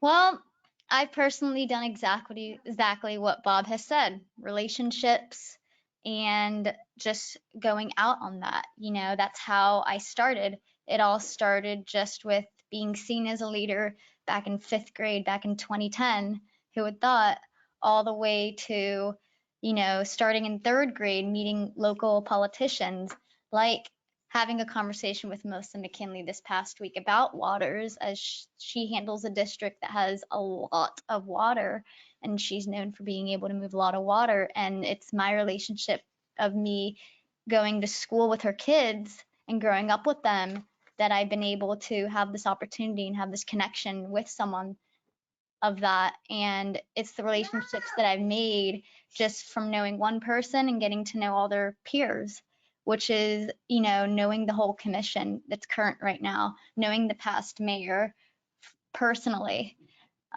being able to go to the Tallahassee and being able to make those relationships there, because that's going to allow me to be eligible to get communication through from state, local, and just our town level. And it is all about relationships, and it's all about communication. And me studying communications, that's what I definitely feel that I can strongly bring to the table the strongest, which is having that strong relationship and communication with these amazing leaders. Thank you. Thank you. I yield my time. Let me read the next question, and I'm not sure if you all can respond to this. Mr. Shalhoub, you are the next candidate to be asked the question first. And if you cannot respond to it, I fully understand. The question is from Nadine Stevens. We know families are important here. We have to make sure that any large projects you undertake do not push out residents by making it cost prohibitive to live here. What happened when David Silver took the bill to Tallahassee and it got voted down by the governor? It was $1 million grant that was vetoed. How do we again bring this to Tallahassee to try to get this grant? And if none of you want to respond to that question, I fully understand, but I felt I needed to at least read it because it was asked. Well, are we talking about the fact that very little, if any, of the projects in Palm Beach County got funded by the governor, and not only Palm Beach County, but Broward and Dade? Are we talking about the fact that Representative Silvers, help me out here, our representatives, whether it be Representative Rick Roth, who's out in the West, whether it's our Senator Lori Berman, whether it's David Silvers. We have a $1.2 million project for Pine Tree Bridge. We've asked for $600,000 from the legislature to be to offset the cost to us, our residents, our neighbors. That didn't make the, I don't think it got out of committee. I think it's down to $200,000. $300,000. We've asked for Blue Way Trail dollars from our legislators, approximately $200,000. We're doing the best we can. I don't know what, I tell my clients, you can't ask me a question I don't know the answer to. But all I know is, we keep on trying, and we just keep, we keep trying. Do any of the other candidates wish to respond to this? If you could repeat the question, I'll take Yeah. a try at it. I would like to try it too, yeah. We know families are important here. We have to make sure that any large projects you undertake do not push out residents by making it cost prohibitive to live here. What happened when David Silver took the bill to Tallahassee and it got voted down by the governor? It was $1 million grant that was vetoed. How do we again bring this to Tallahassee to try to get this grant? So first part of this, I'll state that just like I have several times tonight, I will never vote for a project in this town that will make one resident move out of this town. That's it. Write that in stone. As for the money coming from Tallahassee, we both in Miami-Dade and Broward and Palm Beach County are looked at as Democratic counties. The amount of funds that we're going to be able to get from Tallahassee are slim and none. Our representatives, our senators will make the work and will do the work. And David does a great job and Lori does a great job. But the fact of the matter is we're going to get virtually no money from Tallahassee for any of these projects. And that makes us look to other areas for funding sources. And I already mentioned the water bond in Palm Beach County, which is going to be brought up for a workshop at the end of this month. Please attend, please express your opinions and express your support for this bond. It's just a workshop. It's just a start in the process. It's where we can get money from. And it's a pet project of Commissioner Kerner, who was the original one who had initiated this proposal. I believe it was about 3 years ago, but it was put aside because of COVID. Thank you for your question. Ms. Daughtry. May you repeat the question I again? will. We know families are important here. We have to make sure that any large projects you undertake do not push out residents by making it cost prohibitive to live here. What happened when David Silver took the bill to Tallahassee and it got voted down by the governor? It was $1 million grant that was vetoed. How do we again bring this to Tallahassee to try to get this grant? Me personally, I know Silvers pretty well, and I've had conversations with him, not specifically on that, but I think with the results of what we've received so far, which is being shot down, and it is true, there are 3 counties truly being shot down. I don't really know the reason. I mean, it's politics. At the end of the day, it's us just doing what we can to look at all other resources locally and just really pulling through what we can do. I mean, I'll always still push in Tallahassee, but with the results that we've had, that I don't know that we can honestly get money like that from higher up stuff like Tallahassee. But at the end of the day, we're not the only ones. It's all about asking our neighbors in Broward and in Miami and saying, hey, how are you guys doing this? Maybe we can hop aboard. That's how I can answer that question. Thank you. Thank you. Mr. Gonzalez. You do not need to reiterate the question. Thank you. I'll take the question. So Nadine, thank you so much for the, I think it was a statement and a question. To directly answer your question about our Representative Silvers, I am not sure, but I want to work with you to get the answer for you, and hopefully we can get that back on track to get some money for us.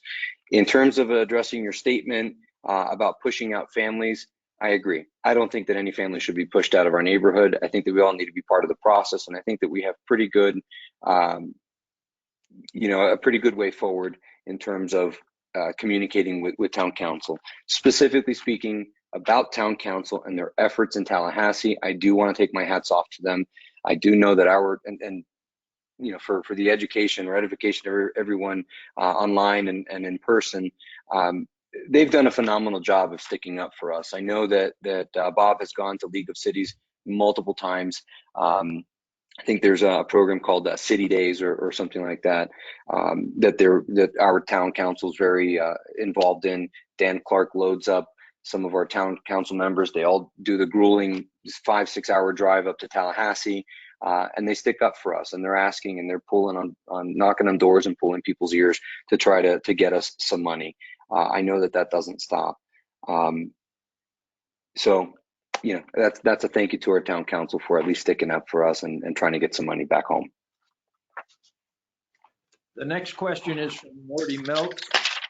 Question is for Mr. Gonzalez, so we will begin with Mr. Gonzalez and then ask the other candidates to respond. What improvements do you think you can help the community with, and how long have you been a resident of our community? Well, that's, I'll go back to my intro. Our family moved close, but not officially Lake Clark Shores in 1992. 99, we finally got a place right there on the main drag on Pine Tree Lane. And my wife and I were fortunate enough to move in 2018, where we started our family, and we're part of the Lake Clark Shores community on our own tax bill. So that's a good thing. In terms of improving our community, one of the biggest things, and you're going to hear it both here and in the future, we've got not an infrastructure problem, but an infrastructure opportunity. And we have a lot of decisions that need to be made. And I think that we need to take a pause and really make sure that this is the right thing for the longevity of our neighborhood. You've heard from Pine Tree, the Pine Tree Bridge that needs replacing. It's approaching or has exceeded its usable service life. So that's a big improvement to our town. We do have some funds that were earmarked that have been slightly delayed because of COVID, as with all things, but a pickleball court that is slated to be on the north end of our neighborhood, just north of Forest Hill. So there's a lot of exciting things that are happening and down in the pike, and just keeping up with what we have, making sure that we have well-maintained facilities.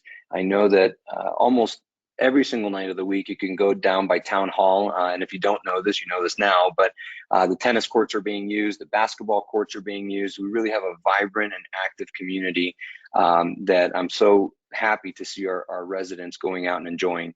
And it's really fun to see people in the Pine Tree Park, and it's fun to see people over in the Memorial Park across. So that's wonderful, and supporting our golf cart friendly neighborhood, and really just supporting our overall sense of community, and getting back together and making sure we kind of get back together for this barbecue, which is May 15th. Mark your calendars. Mr. Shalhoub. Repeat the question real quick, Charlie. What improvements do you think you can help the community with, and how long have you been a resident of the community? As I said, I've been here since 1986. Maybe that's a little bit longer than some of you. But at the same time, very, very proud that we raised our family here. Improving our community. Well, what we've been trying to do is to annex an enclave right off of Florida Mango. That's in the literature that I generated to your attention. And that's moving forward with the assistance of our relationships with our representatives. The golf cart access, we spent about $38,000 to have golf cart access to get from here to there around the area. And one area that we have not addressed, and I think it's very, very important, is our CRA, our Community Redevelopment Agency. 4 or 5 years ago, all of us, the members of the town council, went to the county and said, look, we need to do something along our corridor. And as a direct result of the CRA, we've been able to take those dollars that we collect from the increase in the property taxes and reinvest it back into our community. And we've been able to do this time and time again. And in addition, the property values of the surrounding area has increased greater as a result of that reinvestment in our community. So are we improving our community?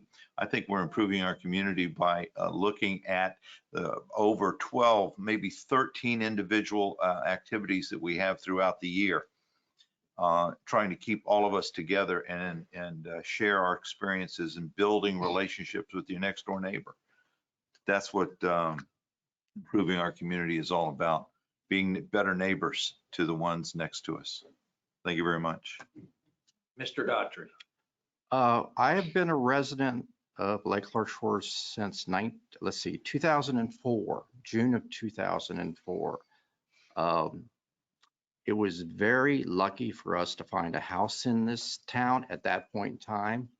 My ex-wife, who's here supporting Tina and I, found this house on Keller Road, and immediately on driving into Lake Clark Shores, I recognized it would be a town I would love to live in for a very long time. Bob, I think, has termed it the jewel of Palm Beach County or something like that. Bob, I think you've said it. And it is a jewel. It really is a jewel. Okay. And I don't want to be a naysayer or a person that always talks about the negative. Here are some of the positive things I think we should be doing in town. Bobby's mentioned reflective wristbands. I think the police officer should have those and reflective vests and flashing lights in their cars for anybody at night or in the morning who's in dark clothing should be given one of those right away. We need to be safe on our roads.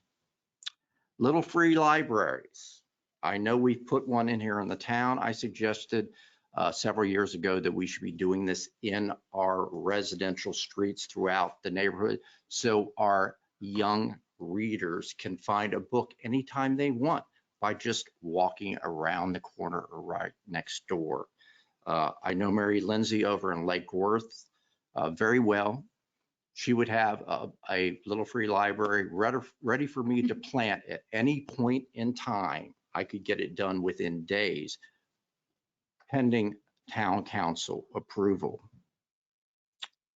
At town hall, I keep watching the young men and some of the young women in town use the basketball court during the barbecue. And I've always thought it would be really great to have better goals, better surface, and lighted courts for the young members of our town to have a place to go to play basketball in a safe environment right next to the police station. How much trouble can they get in there? Here's something else. I keep thinking about our dear friend Bob and mine's Jim Tackett and the Christmas tree lighting. And we memorialize Jim and his wife every year with that Christmas tree lighting. And Jim was he was committed to having a live Christmas tree every year. And I know, Bob, y'all bought the artificial Christmas tree, and it's gorgeous and it's so much easier to maintain. I get that. But Jim always wanted a real Christmas tree for Christmas. And I'm committed to that. And I'm willing to pay for that Christmas tree every year. I personally, okay, I believe in real Christmas trees. I've never had an artificial Christmas tree. I want a real Christmas tree at the park at the head of the lake every year. And I'm willing to pay the expense for that tree. There are two other things. I think we need to be looking into alternative fuel vehicles for use by both our police officers and by our utility workers in town. I totally support our police officers in this town, but having them drive huge SUVs throughout a very small footprint town, I think is a tremendous waste of fuel and a tremendous waste of a large vehicle. On a dollar for dollar basis, a Prius, I know it's a smaller vehicle, I get it, are being used in police agencies all over the country. And it would be a substantial savings for us on a dollar for dollar basis. Also, I would like to bring back the loop around the lake race, the 6K race that takes place around the lake usually in November of every year. And that was started by one of our previous town council members, Tom Mays. Thank you.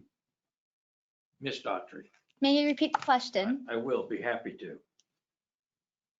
What improvements do you think you can help the community with, and how long have you been a resident of the community? I've lived here since 2004, as well as my dad. What I would like to fix mainly is communication between the town hall and the residents. I would love to take on the task of maybe even creating an app that allows people to have information for everything. There can be an events section, there can be a town council section, a code enforcement section, so people know and are up to date with what is going on. There should also be a section with all of the leaders that represent Lake Clark Shores, phone number, email, stuff like that. One thing that I think I can bring back on, which I've already done, but then COVID has taken us out for about 2 years, is the loop around the lake. I love to run, and it's something that I'm truly dedicated to. And I think bringing that back on, since there's so many people who want to get active, especially during this pandemic, I think that would be amazing to bring back. A lot of events have been canceled and or adjusted because of COVID, and that's something that should definitely be coming back. And I would love to be the race director again for it. And then another thing I would actually like to bring, the FAU, Florida Atlantic Student Government. You know, I'm involved in the FAU student government.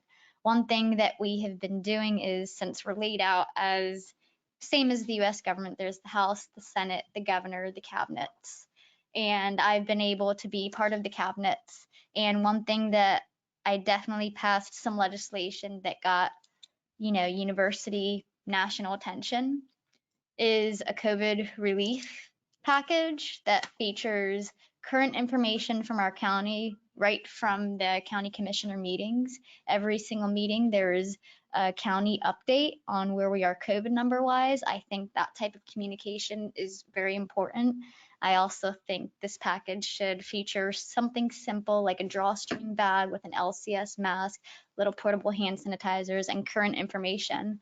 And at the end of the day, things need to be pushed through, I believe, from the police department on serious situations that might be happening right on the spot. And I get that there's certain rules that you guys have to comply on communicating with certain things. You guys might not be able to be fully direct with exactly what's going on. But if I'm, you know, on the road or just playing at the park and there's something severely going on, I would love to know so I can, you know, all you can say is simple, hey, there's some police there's some police presence going on this road, you know, be cautious. Simple things like that. And I think communication is such key, and I think it's been a little bit weak on. Other than that, that's how I would answer that question. Thank you. Thank you. There are two questions, and I'm going to read them. They've already been answered and asked, but I don't want to slight the persons who have asked this. Do you support a referendum vote on sewers for the residents? Why or why not? And will we get a chance to vote on the septic to sewer? Both of those have been asked and answered. Yes, they have. Both of them have been asked and answered. Do any of you want to respond to those again? Will we get a chance to vote on septic to sewer? That was asked and Who answered. was first in the round robin? Actually, you are, Mr. Daughtry. Let's combine the two since we have. Okay, I think discussed it. we've answered that pretty clearly, and where I stand on that, I think there should be a referendum. I do think there should be a vote. I'll say again, and I'll say again, I'm a supporter of sewers, just not at the dollar figures we're talking about. But the residents of this town need to have a voice, and they need to be able to state as such in a vote. Okay, Ms. Daughtry. I think it's such an important subject. It should be repeated. I think everybody should have not only just their vote, but their say. But I mean, going off of another question, there was the concern of, you know, or of possibly being, not being able to afford of living in Lake Clark Shores. And me as someone who will soon be, having a house and stuff, and I'm really hoping it's in Lake Clark Shores. That's been my goal forever because I don't want to leave Lake Clark Shores. But, me coming out of college and being young, I do have to ask myself that situation because I'm sure I'm not the only one. Like I said, we're all coming from different backgrounds, different diversity, different career paths. And I am not fully comfortable with voting on something if there isn't more than one idea and plan thought out with different prices. So everybody can hear those different plans and have their say in it. Because like I said, there's lawyers, there's, people with their own business. There's young people that's about to graduate like myself that have been growing up in this neighborhood for so long, and I'm sure they would love to stick around in Lake Clark Shores. There's people who are on disability. There's people who are on retirement, and you got to ask, how will they pay for this? And I think at the end of the day, it's really, really being communicative with everybody across the county and our surrounding neighbors, and our other counties, so we can get these ideas and offers like bonds and whatnot, and go to the workshops and really just be open to any financial help that we can get as a neighborhood. But at the end of the day, be in communication with everybody because we're all team LCS. So we can't just do it with one idea and one voice. It's with everybody's voice and vote. Thank you. I yield my time. Mr. Gonzalez. In the spirit of efficiency and just respecting the time allotment that we have here, I think I previously mentioned that I'd like to hear from our residents and just reiterate back to my previous comments on this. Thank you. Mr. Shalhoub. I think we've already addressed this issue. Okay, the last question is from Morty Meltz, and we'll begin with Christine Daughtry. What opportunities have you had during your life to be responsible for anything other than yourselves? Well, I've had the opportunity to lead and just represent all different types of backgrounds and people. I've been able to represent, a whole graduating class with 624 kids to going from representing a major state university, being in the House of Representatives and student government since the first day I walked in. I've been involved in politics and just interested in it since I was in third grade. And at the end of the day, I've always thought that having that opportunity and that, just start allows me to be equipped to take this on. I've also been volunteering here for many, many years from when I was little to be able to just enjoy the neighborhood and grow up here and really know the love of it. And so because I love Lake Clark Shores, I want it to be well, and I want everybody to be well. And I really look towards the future of Lake Clark Shores because I'm a part of it. And I think it's going to be awesome. So thank you. Thank you. Mr. Gonzalez. Thank you, Charlie. Well, I haven't been involved in politics. I guess that's a blessing and a curse, right? In terms of having my own household, my wife and I got married in 2014. We waited to move in with each other, very old school, and putting together a household and being on your own and balancing the budget and making sure you have enough, for groceries and light bill and, credit card debts and your car and all the stuff. It's a lot, and including student loans, and you add everything in there, and having your own household, there's certainly something to be said for that. Well, fast forward to 2018, my wife and I bought a house in Lake Clark Shores. We've got a 2.5-year-old son and another one on the way. And, juggling that and making sure that you're still satisfying all of your professional obligations is huge. So, I really think that it's important to have council members that are reflective of our community. Mr. Shalhoub, would you like me to repeat the question? I would, please, Charlie. What opportunities have you had during your life to be responsible for anything other than yourselves?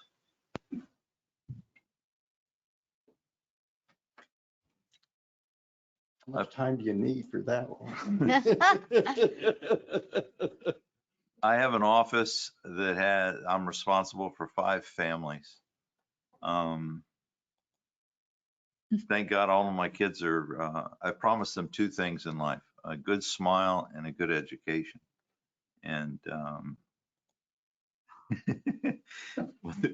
they all have their own households, but by golly, we're still responsible and welcome every opportunity to be involved in their lives in more ways than one. That's a tough question to answer as succinctly as you would all want.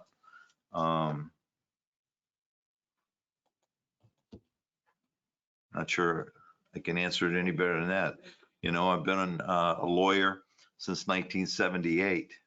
I've been in my own firm since 1981, and 5 families are responsible for look to me every week for their paycheck. So I just thank God every day for all of his blessings. We're able to do that. Thank you. Mr. Daughtry. Kudos to Bob. I've been near him for a very, very, very long time. I know how many people he's been responsible for other than himself. And the fact that his entire family lives in this town is a statement in and of itself to him. Both Bobby and Bob have suggested and said that their families have lived in this town.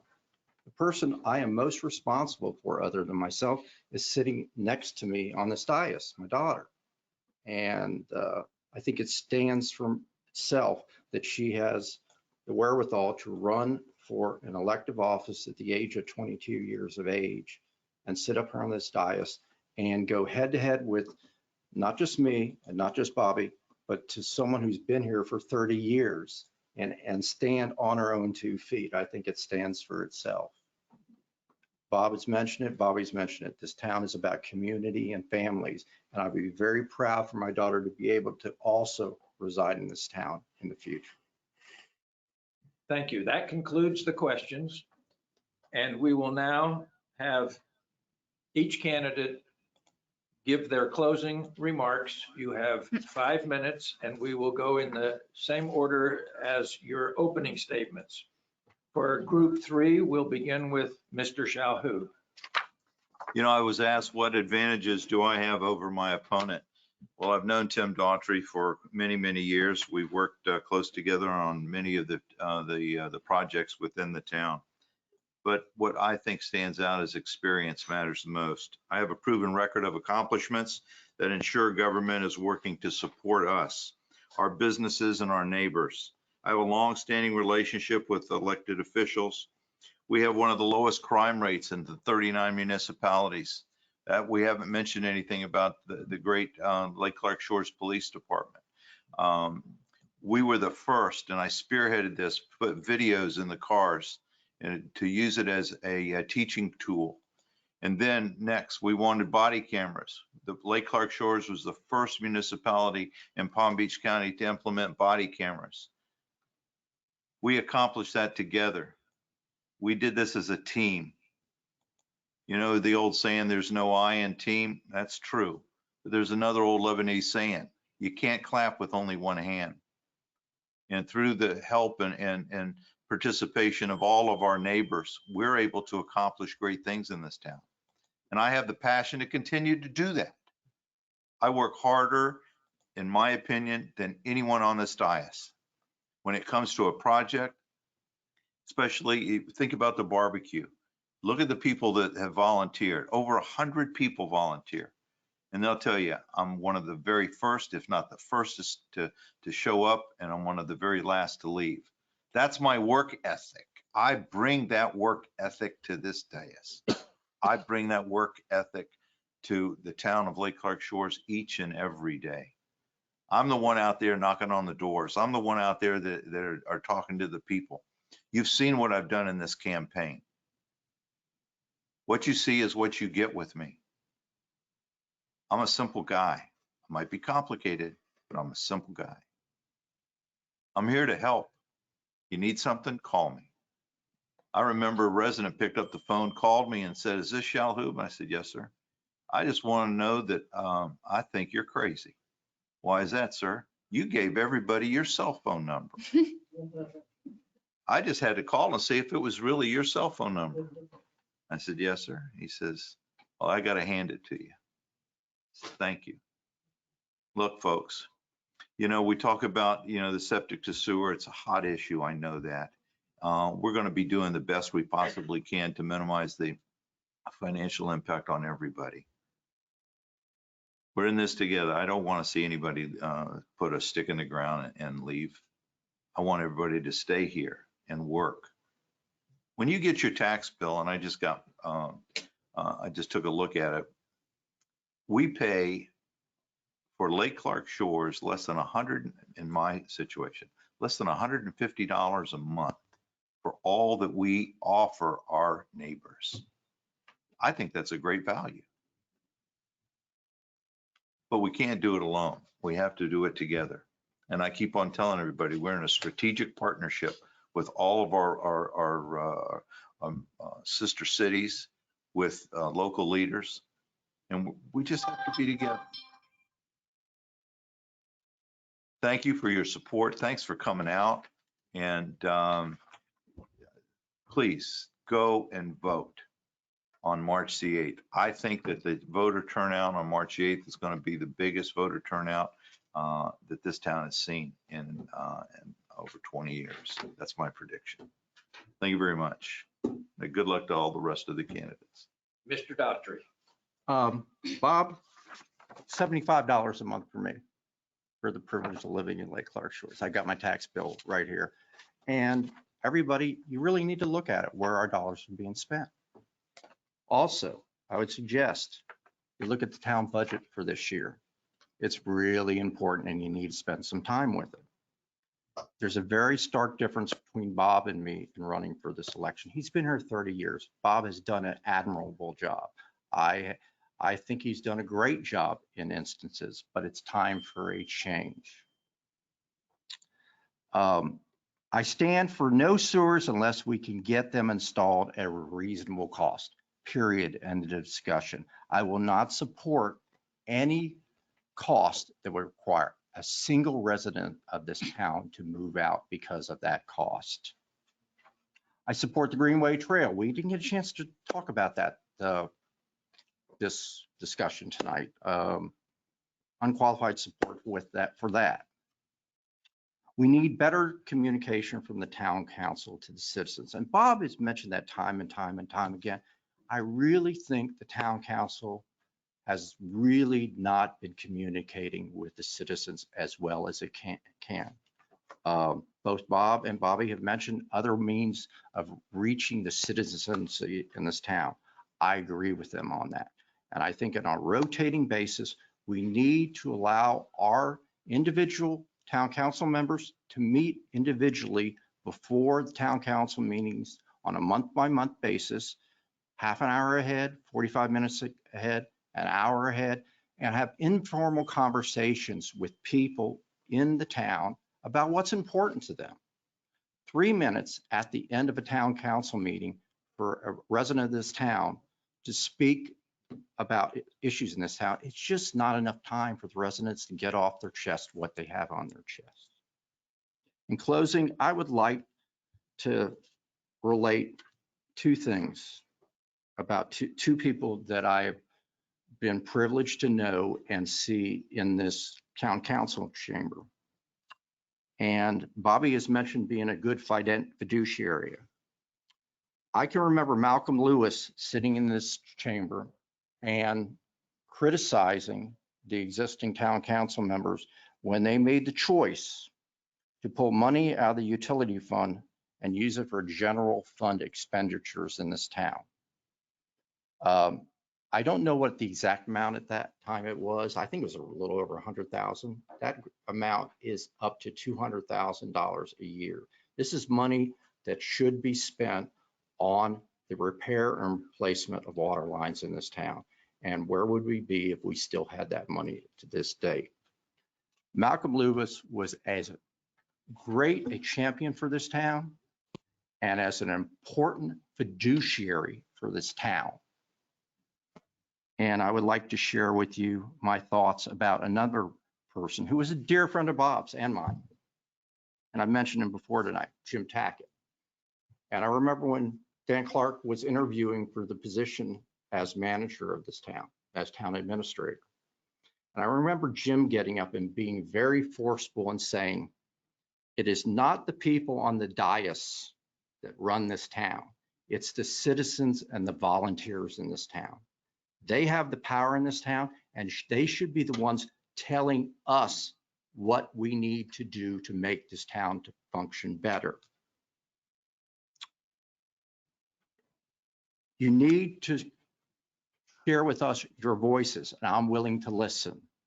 I'm always available. I will always answer my phone.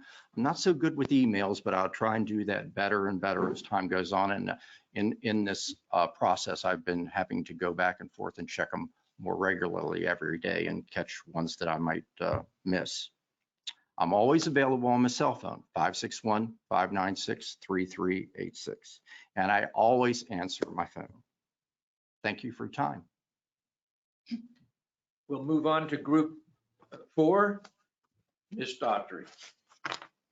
Well, I've been here since 2004, and I've expressed to you that I've been involved since literally 3rd grade. That's what, 12 years ago.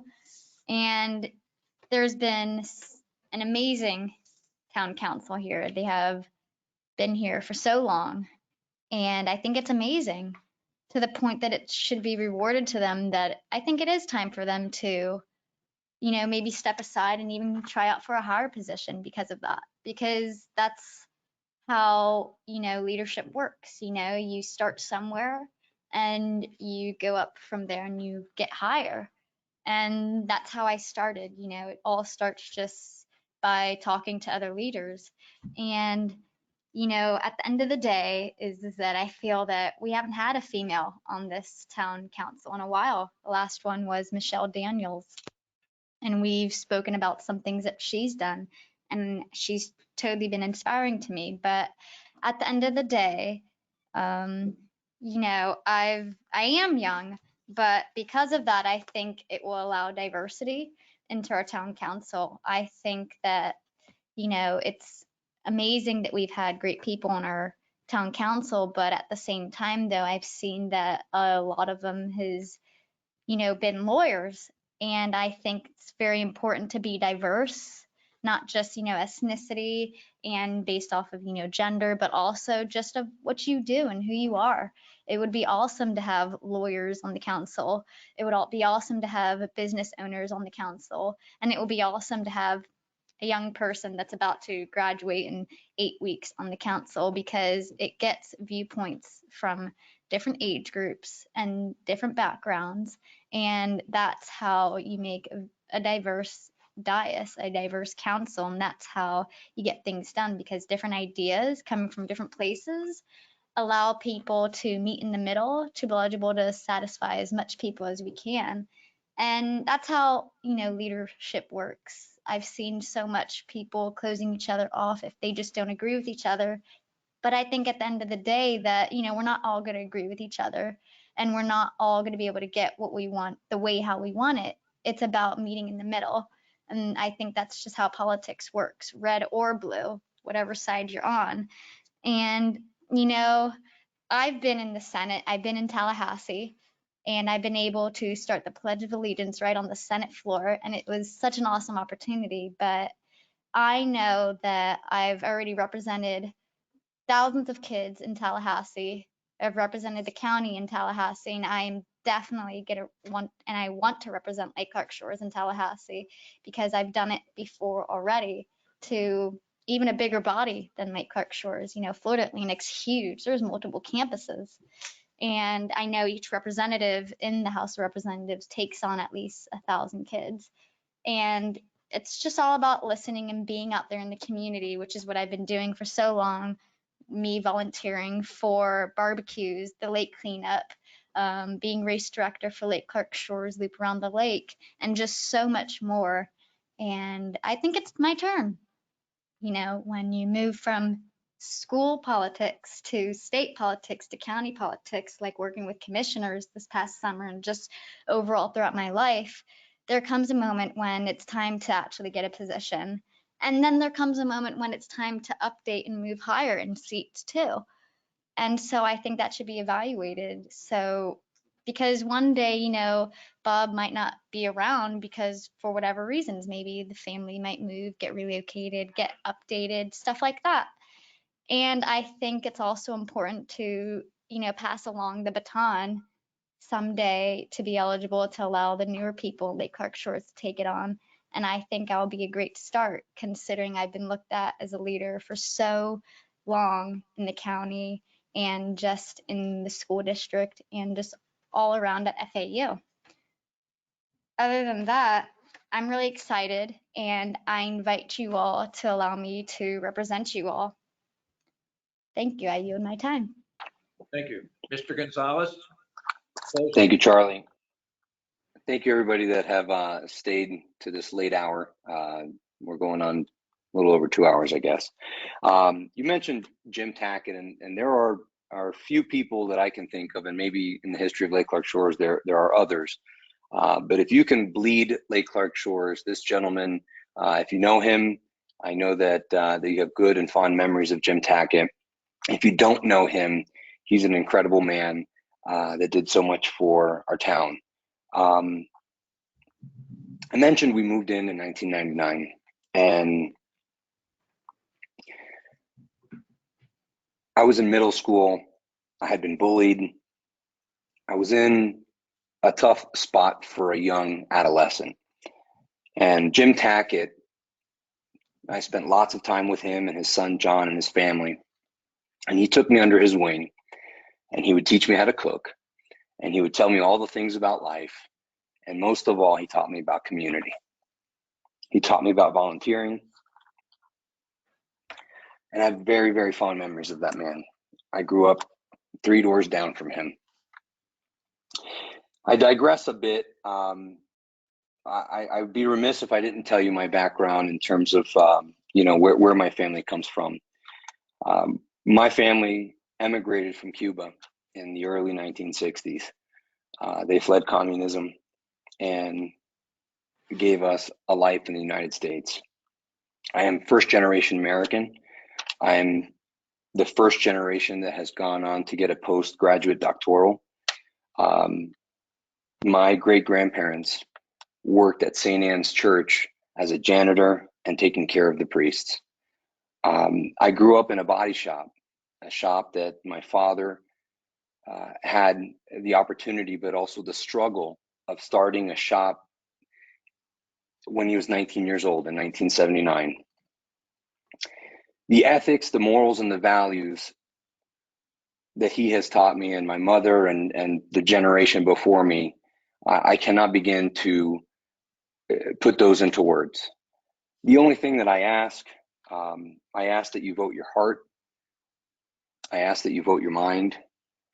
And on March 8th, I would be honored for your trust and your support and your vote for me, Bobby Gonzalez.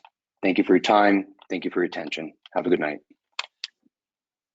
This concludes the candidate forum. I would like to wholeheartedly thank all of the residents who have participated, those who were here in person, and those who are online. And please return on the 8th to cast your ballots. Thank you. Thank you, Bob. Thank you, Tim. Thank you very much. Great job, guys. I would like to thank the 4 of you for really doing a great job of staying within the time limits. Huh? It made my job much easier. At FAU, they're very strict at that on the floor. They'll cut you off, so. just get used to We're going to take a few minutes Have to a good night, everyone. reorganize the chambers and then we'll start the council meeting. it. Are we able to keep this by any chance? I just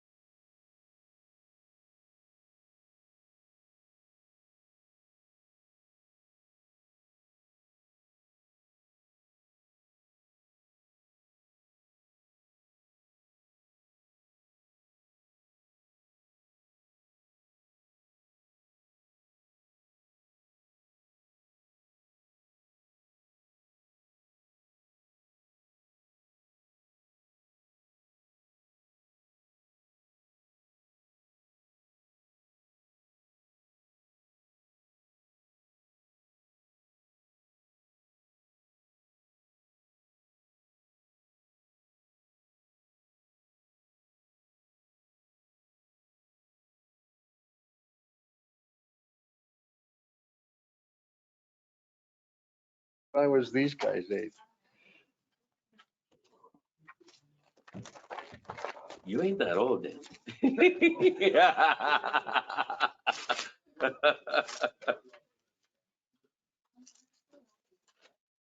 Oh, great, it's here.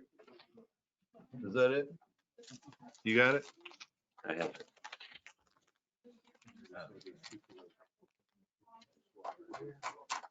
Good night, Jerry.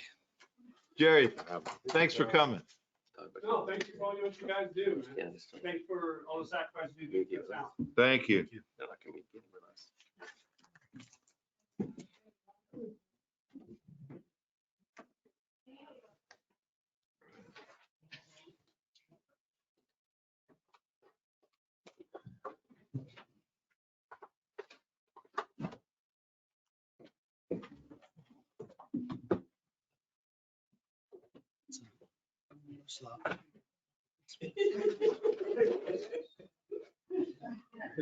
Is that you would say?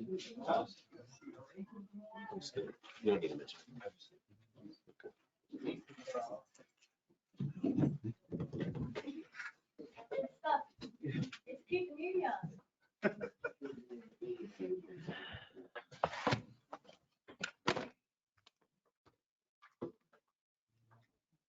Dan, are we ready to start?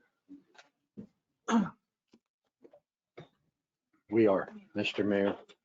Thank you, Dan. All right, we're going to call to order the Town of Lake Clark Shores Town Council meeting for March 1st, 2022. Mary, can you do the roll call, please? Take it. Just look at us. So you know us by now. This is true. Or we should just all say here. Mayor Paul Shalhoub, Present. Vice Mayor Robert Shalhoub, Here. President Pro Tem Gregory Siebel. Here. Councilmember Valteen Rodriguez. Here. Councilmember Albert Papa. Here. We can stand and have a moment of silence for Renee Fernandez Padron, who passed away at the end of January at 88 years old. Her family lives here in town. And Catherine Grant, 101 years old. She passed away earlier this year as well.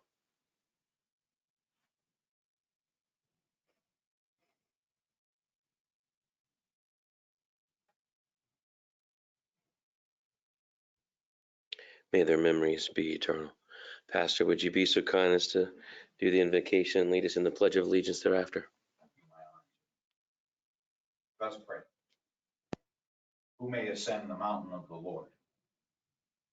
Who may stand in his holy place? The one who has clean hands and a pure heart, and who does not trust in an idol or swear by false gods. They will receive blessings from the Lord and vindication from God, their Savior. Father, in this place, we seek you. We desire your wisdom, your knowledge. Would you grant us good discernment? Father, thank you that you continue to guide and lead. Father, as we yield ourselves to you, may your will be done. We come before you in thy precious and holy name. Amen. Amen. The pledge of allegiance. Pledge allegiance to the flag of the United States of America and to the republic for which it stands, one nation, under God, indivisible, with liberty and justice for all. Thank you very much. That was beautiful. Was that the Old Testament, Pastor Stan? Thank you. Is that the Old Testament? Psalms, sir. Yes, Psalm 24. All right, I'll take a motion to approve the agenda. All in favor? I'll take a motion to amend the consent agenda to add item 3G, which is amendment number 1 to agreement number LPA 0020 between Florida Department of Environmental Protection and Lake Clark Shores. So moved. All right, I'll take a second. Second. All in favor? Aye. All right. Motion to approve consent agenda as amended. So moved. Second. All in favor? Aye. All right, motion carries. We have no presentations, quasi judicial Proceedings, public hearings, unfinished business, or new business. So we're going to move right on to audience comments, for which I have two. Mr. Kulkarni. I know that was fast, right? This is on, would you just go ahead and tell me what you want to talk about and introduce yourself, please? Right. My name Ashok Kulkarni. My address 8131 Westlake Drive. See, actually, I am very much impressed with this pamphlet. Okay, very nice.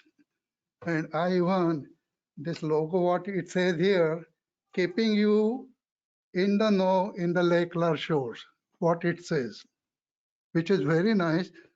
The reason I mentioned this, you remember that couple of meetings before, when we were talking about septic tanks and the sewer system and all that, the issue came up, why we are not keeping everybody informed.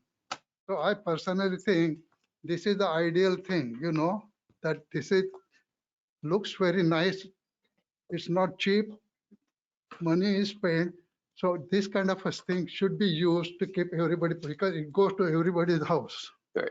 So I thought I should mention that. We will be using that as soon as Yeah. we have more concrete information. Exactly.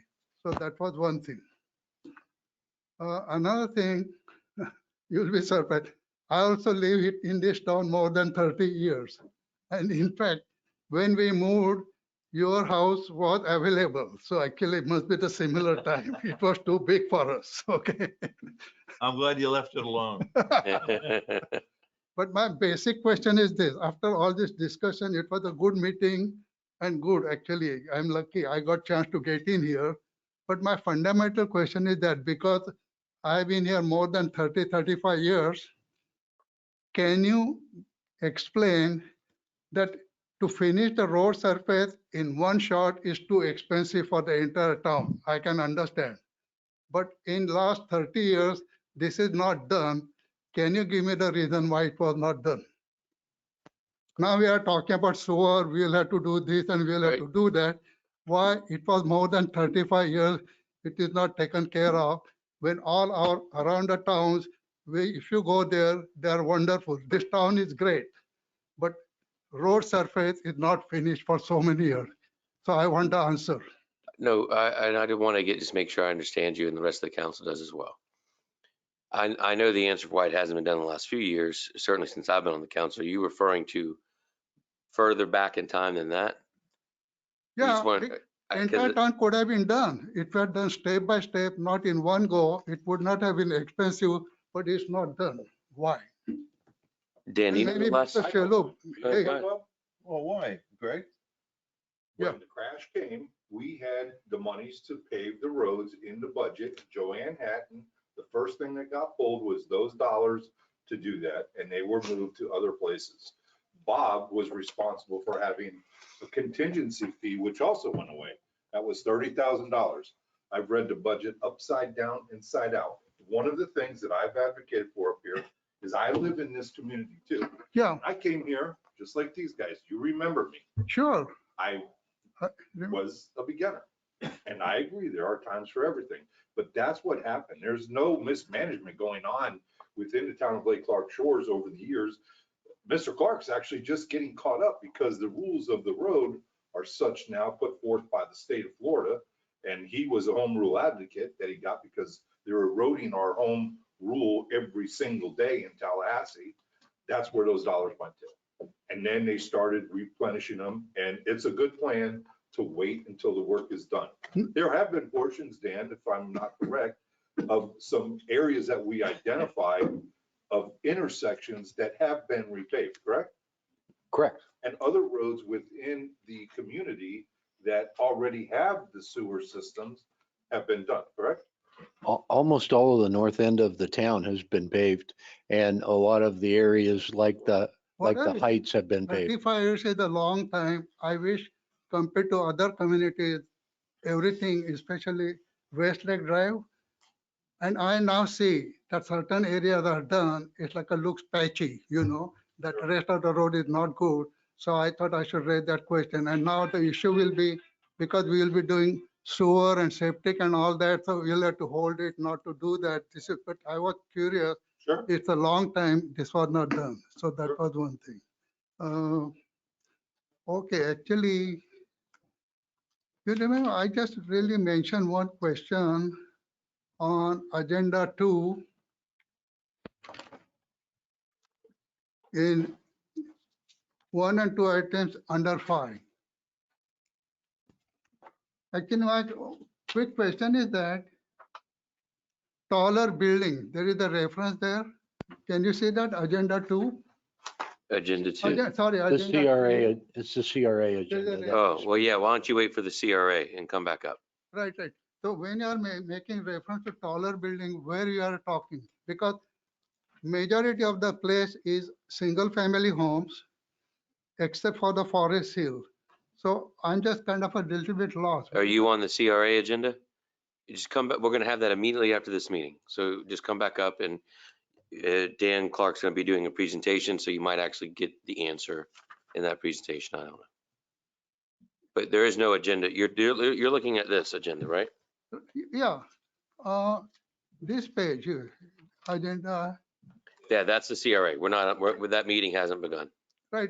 But I was kind of curious, because Well, it is taller and building. I understand. We'll address that at the CRA meeting. Yeah. You gotta give me an opportunity to get there. Okay, so it's going to, yeah, I was curious, zoning standpoint, where it is going to happen suddenly somewhere else or what, Sure. Yeah, I'm more than happy to address that when that meeting begins. right. No, that's okay. 5 minutes. And my final quick question is about, and see, I have been kind of COVID, I'm vaccinated, wear mask and all that. But I notice anytime coming here in the town, just for the little thing, when I handed over the envelope or I wanted to pick up this agenda, the main entrance door is locked, Mhm. not allowed in. I think that is probably to protect the staff, but that really is not proper. I'll tell you why. Because even with the phone call, or even if you knock the door, they come out close, but they're already in the hall with a glass. So why that main door is locked for the public? Dan, can you address that question? I can. We, during COVID, we installed almost $80,000 worth of equipment in this room and that conference room that we have no way to secure. So having this door open is a real big challenge for us. Having the other door open and not monitored is a real big challenge for us because people can walk in here and just pick stuff up and walk away with it. These doors don't have locks. It's almost impossible on those double doors over there to get them secured. So that's the primary reason why we're still closed and why those doors are still locked. Nobody seems to have an issue with either dialing up the phone and saying, may I come in, or dialing up the phone and making an appointment to be here. And it ensures that we don't have anything walk away. Okay, my question is that, does it mean it is going to be all the time this is going to happen? Because I'll tell you, I called several towns, not a single town has door lock for community. And I look at it, even with the election, town and we elected members are to help the community and cooperate with them, not other way around. But when the door is locked, because I'm not only talking, I heard from other people too, that they just feel that, how come we cannot go in? And if security is a problem, then you should take care of it, but main door ought to be open. And I personally feel staff is good. When I knocked the door, they came and opened it. And for 35 years, I have not come here and taken down time of any staff at all. But when I came couple of 3 times recently for a short thing, just to take this or give the envelope, and I was surprised that, and the staff was good enough to come out, but that is more risky. Right. Because they're in the room, but if you need a security, then you secure that, but door ought to be open Sure. to help the public. All right. We'll discuss that with Dan and see what his timeline is on that. Yeah, That is, so don't take it differently, because I personally feel it should be helping, but that part I didn't realize it. That's the issue, but that should be taken care of. Thank you very much. Anyway, thank you. Thank you. Thank you, Ashwin. Don't forget to come back up for the CRA meeting. It'll be coming up here in a minute.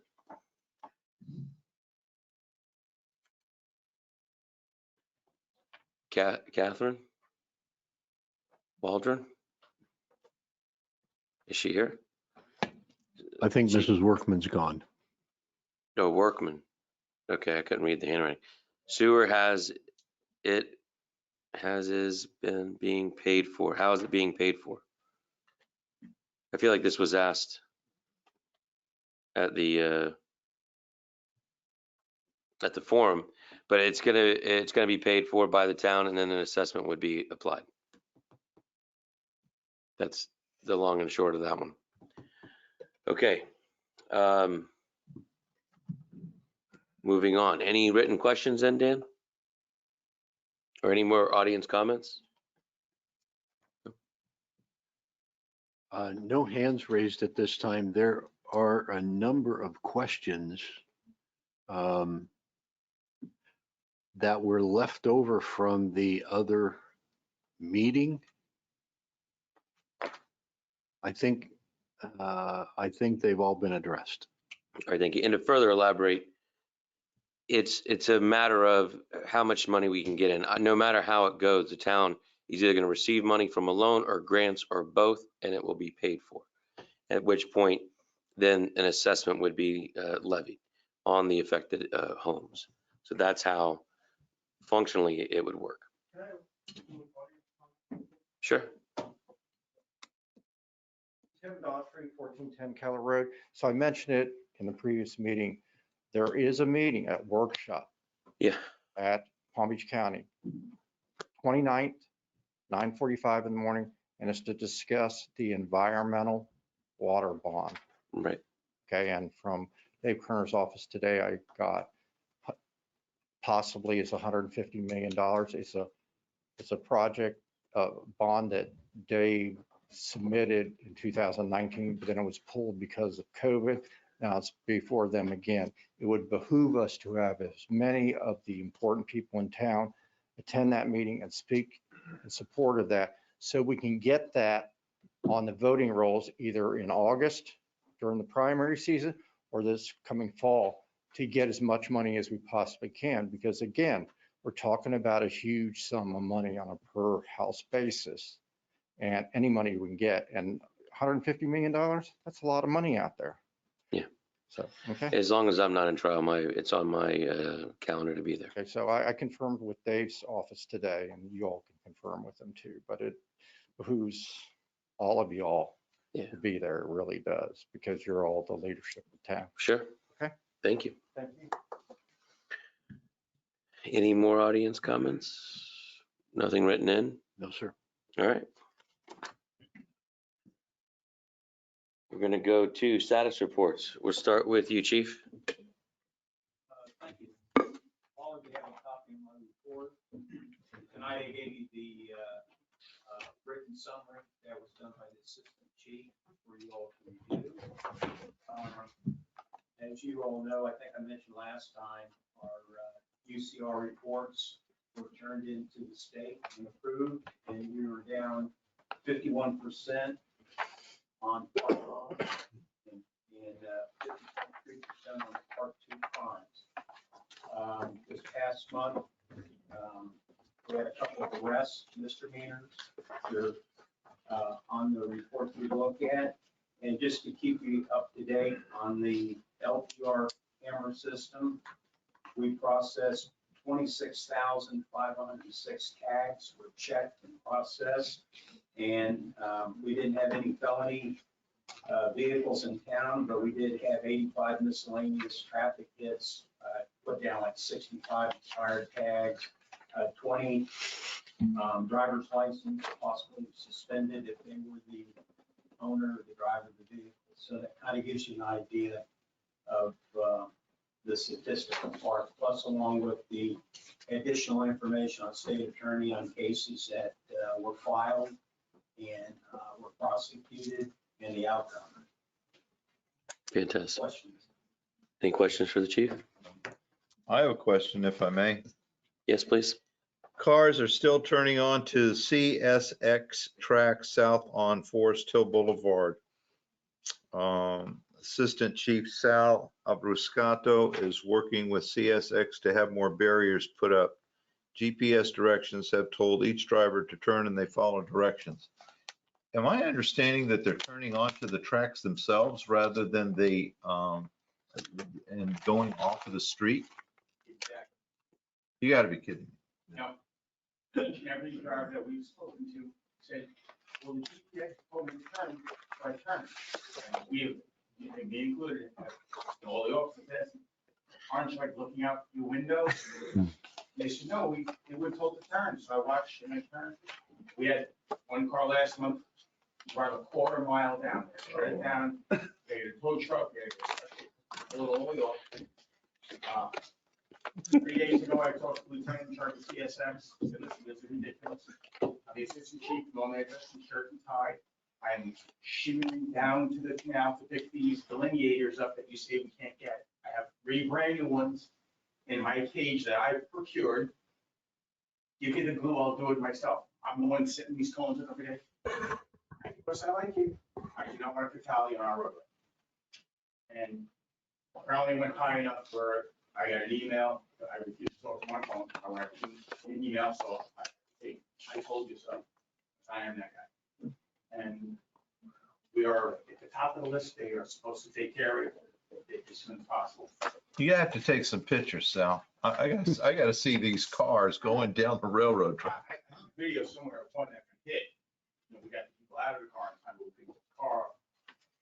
It happens more often than we're aware of because a lot of the cars are getting off the roadway and they're knocking down the barriers that we put. Yeah. And then they're just driving away. So I see the carnage of the barriers. But they're all turning on time 95. The second You worst was see, 6th Ave, but it fixed out. you see one day the 3 orange barriers. You go by the next day and all you see is the pads. Yeah. I'm the one who's putting them up. Right. And I gotta do it at 4 AM because the train comes at 5 and I don't want to be stuck on the tracks at 5 AM, bolting these things to the ground. That's crazy. I appreciate what you're doing there, Sal. Any other questions for the chief or assistant chief? Can't make this stuff up. All right. Charlie. My report is included in your agenda packet. I'll be happy to answer any questions. Any questions? Any questions? Charlie, you did an excellent job tonight. Thank you. Agreed. All right, moving on to Mr. Clark. My report's in the packet. I would just like to highlight, because it did come up tonight, that we have made requests this year of the legislature of $2.9 million. Whether we get any of that money or not, it looks like we're in pretty good line to get some for Blue Way Trail, and we're in pretty good line to get some for the bridge. We don't know on the water projects. Thank you. Any questions for Mr. Clark? Any questions? No, I'm good. And Mr. Bill Lynch, we have your report here. You're our lead engineer for our septic to sewer conversion and analysis. Would you like to add anything to the report you provided? I'll come up real quickly. The report is complete through the time it was submitted. Since then, in addition to the grant funding that Dan mentioned, he's also signed the request for inclusion to be able to position the town to secure a loan if they want it. It's not an obligation, but because DEP only considers those 4 times a year, to be able to put yourself on the priority list just gives you that option. So that's specifically for phase 2, the Micah West projects, correct. So that's it. And when are we expected to have a cost analysis for, or anticipated cost analysis to the town for Micah West? There is a preliminary cost analysis for Micah West of 3.6 million. All right, thank you. Yep. Any questions? Yeah, but thanks for staying around for 2 hours. I learned I a agree. lot. No, I appreciate it. I learned a lot. We love having your you. citizens involved. They're the best. Any questions for Mr. Lynch? Okay. All right, that brings us to council comments. We'll start with Councilman Rodriguez. I'm so tired, I have nothing else to say, but I did enjoy, I guess I was fortunate not to had someone run against me and still be here as a candidate for him. It was nice to hear, a lot of memories came back today when I heard from all the different candidates and different people we talked about. Having been on the council now for 16 years, I appreciate those memories. I appreciate all the hard work everyone did and all the different people we talked about. And Albert, we're gonna miss you, obviously. But I understand why you're doing what you're gonna do. And I just wish all the candidates, good luck. It's good that people get involved. I think elections are good. And it's good that and I think it's also good that we at least share, so there'll be no hard feelings at the end of the election. Whoever the candidates are, if they lose, doesn't mean you still aren't a part of the town. In fact, you may become even a bigger part of the town because of your desire to want to share and take part in what we do.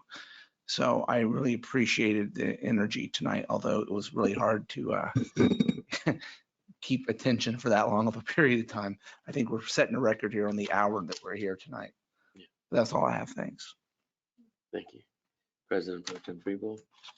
I'm just, Albert, I believe this is your last meeting, but I wanted to say thank you for your service to town of Lake Clark Shores. Thank you. Did a great job. Everything was good, and all the best to you, and we'll see you around. Thank you. That's all I have. All right. I'm going to save you for last, since this is your last meeting. Vice Mayor Shalhoub. You gonna be with me in my pit? Yeah, I said I'm not here, but I'm here. So I'm not going You gonna anywhere. be with me, boy. I'll be there. I'll be there. I said, count me in. We're gonna miss you. You were a very positive impact and influence on the town. And I wanted to make sure you knew that and you were appreciated.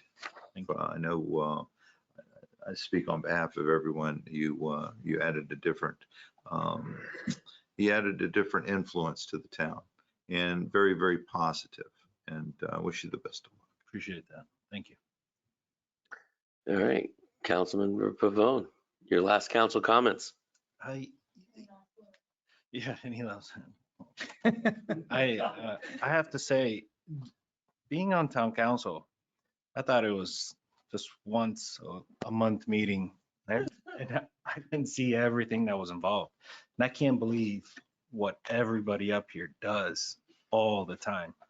So I see our neighbors come in and they just get to see a real quick meeting, but they don't actually see everything that happens in the background.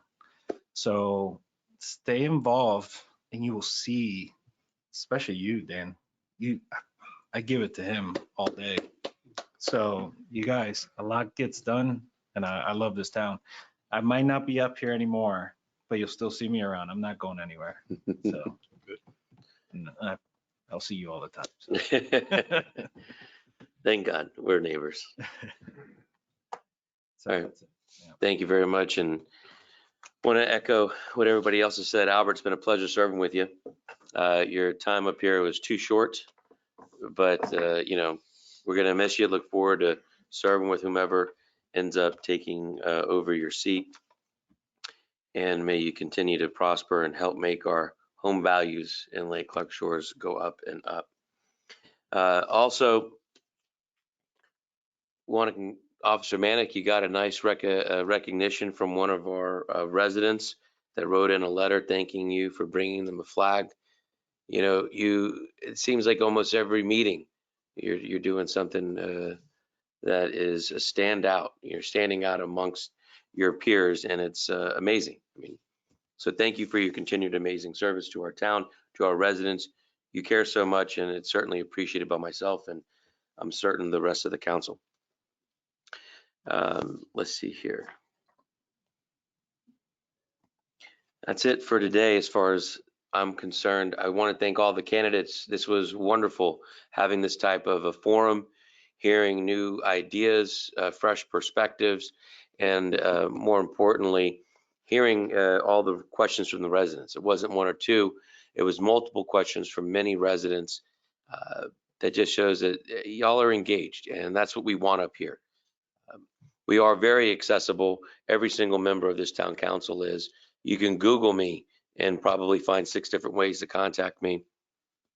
There is a reason our phone numbers and emails are not on the town's website, but that is certainly not prohibitive of anybody contacting anyone on this dais. I've given my cell phone out countless times, email, you name it. Again, just put Paul Shalhoub into Google. You're going to get 5 to 10 links off the top, and each link will show you how to communicate with me or reach out to me in the event you are having difficulties. And the same goes for just about everybody up on this council. I mean, I don't think there's, we can't hide from anybody. So if you do want to talk or just share your concerns, thoughts, and ideas, please don't hesitate to reach out. All right, I'll take a motion to approve. Second. All in favor? Aye. Aye. Motion carries. Let's jump right into our CRA meeting. Today is March 1st, 2022, and this is the Lake Clark Shores Community Redevelopment Agency meeting. Can I have a roll call, Mary, please? Chair Paul Shalhoub, Present. Vice Chair Robert Shalhoub. Here. Commissioner Gregory Freebold, Here. Commissioner Valteen Rodriguez. Here. Commissioner Albert Pavone. Here. Take a motion to approve the agenda. So moved. Second. All in favor? Aye. Take a motion to approve the consent agenda. So moved. Second. All in favor? Aye. All right, Mr. Clark, it's time for a presentation. So I don't have any fancy PowerPoint or anything for you tonight. This is the annual report that we're obligated by the state to put together on the CRA. It covers some of the basic history information, some of the meetings that we've had and items discussed. And most importantly, on the last page, it talks about the new businesses that we have moving into the CRA. To put some context around this, we had 16 building permits issued for remodel, repair, or improvements to buildings. We have all told about 146 businesses within the CRA. Our revenues, as was discussed earlier today, our revenues for the CRA come from 2 sources, and they are TIF, tax increment financing revenues, meaning that it is a portion of the taxes collected both by the county. The great thing about the CRA is the county contributes their taxes back to the CRA rather than taking them and spending them somewhere else. And the town contributes our share of the taxes back to the CRA to be spent in the CRA.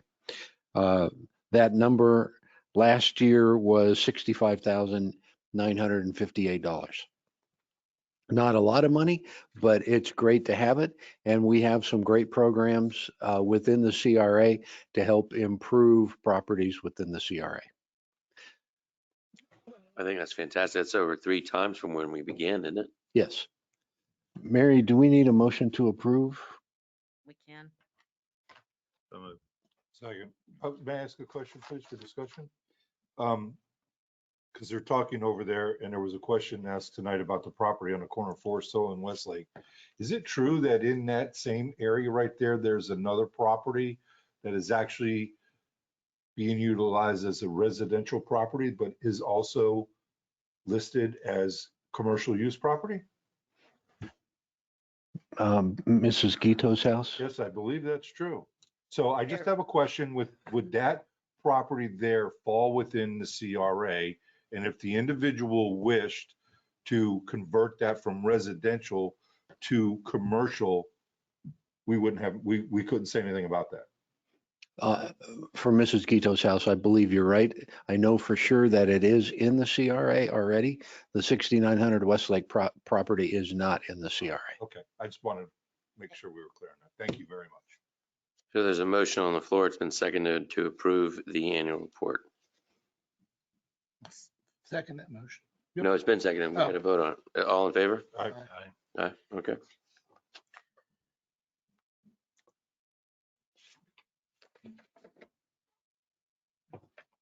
I apologize. The motion was to approve the incentive program, A through C? Or was No, it the annual? no, the motion was to approve the annual Okay, report, so I had it right. All right, and now we'll transmit it to the state. all right. Just because I had two. All right, let's go the new business, CRA, Limited Commercial Development Code. Dan. So a lot of CRAs are, well, every CRA is bigger than our CRA. And they have money and they go out and they buy property and then they use those properties to leverage development within the CRA. We don't have the revenue stream to be able to do that. So we have been talking with the Florida Redevelopment Association and other CRAs to find something that we could do to help incent some new development. This came about primarily because I went to the Business Development Board and asked them if they could help market Lake Clark Shores, and I was basically laughed out of the room. They look at those Abramson buildings as Class D or worse. Nobody wants to market to Class D or worse properties.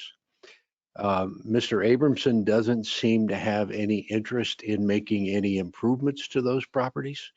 And on the books, the value right now is almost $2 million a lot for each of his 3 buildings. So we were talking about what are other things that we could do that would incentivize some redevelopment within the CRA. And the logical thing is to provide for a better and higher use than what we currently have.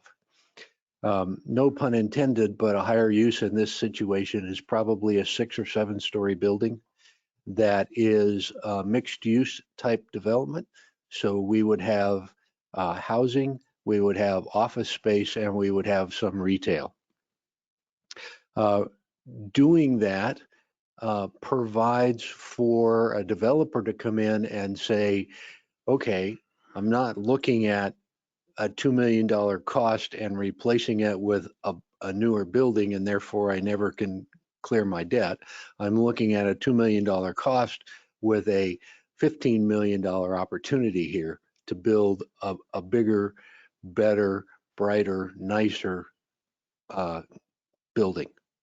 And Mr. Kilcarney's right. I'm focused only on the limited commercial properties that we currently have, which is basically Mr. Abramson's buildings and the plaza. And I think the medical office building just north of Forest Hill on the corner of Forest Hill and Florida Mango. So looking at those parcels, which are not really around any residential pieces anywhere, looking at providing an incentive for redevelopment by increasing the density and use opportunities on those properties. I'd like to reallocate some of our money from the existing programs that we have to our redevelopment advocacy program and bring in a professional planner that could help write those codes for us and provide us a marketable vision for what those parcels could ultimately be. And a lot of this has to do with the fact that we're, at the moment, we're somewhat capped on our growth at this point. Correct. I mean, that was something that you and I were discussing. We brought in so many businesses, there's just no more space. We're landlocked right now, so we got to go up. I like the thinking there, Dan. Any questions on this topic? Do it. Does anybody want to make a motion to approve this program? All right, motion's been made and seconded. All in favor? Aye. All right. So I'm sorry, who made the motion and who seconded I it? did. Vice Chair made the motion. Commissioner Freebold seconded it. And the motion carried. All right. Thank you. Thank you, Dan. I appreciate you allowing this to happen or bringing it to our attention so we can make it happen. Mr. Kulkarni, were your questions asked or answered? This is close to Forest Hill, right? Right. No, that's why I was curious. I got the answer. Okay. Any other audience comments or questions?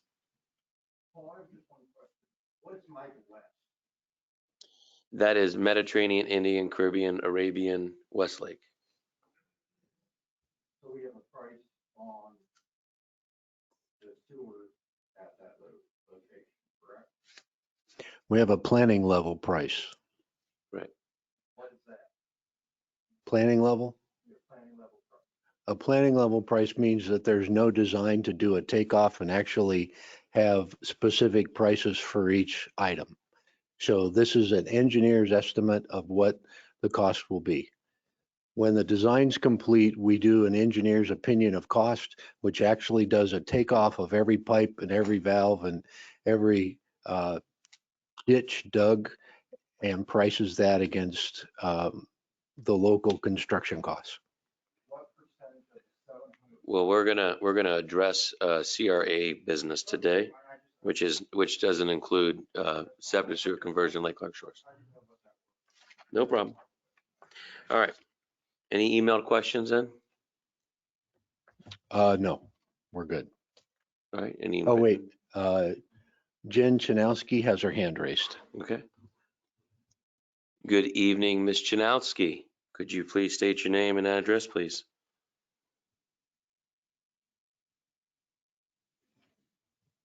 Or is she writing in a question? Says here that she is self-muted.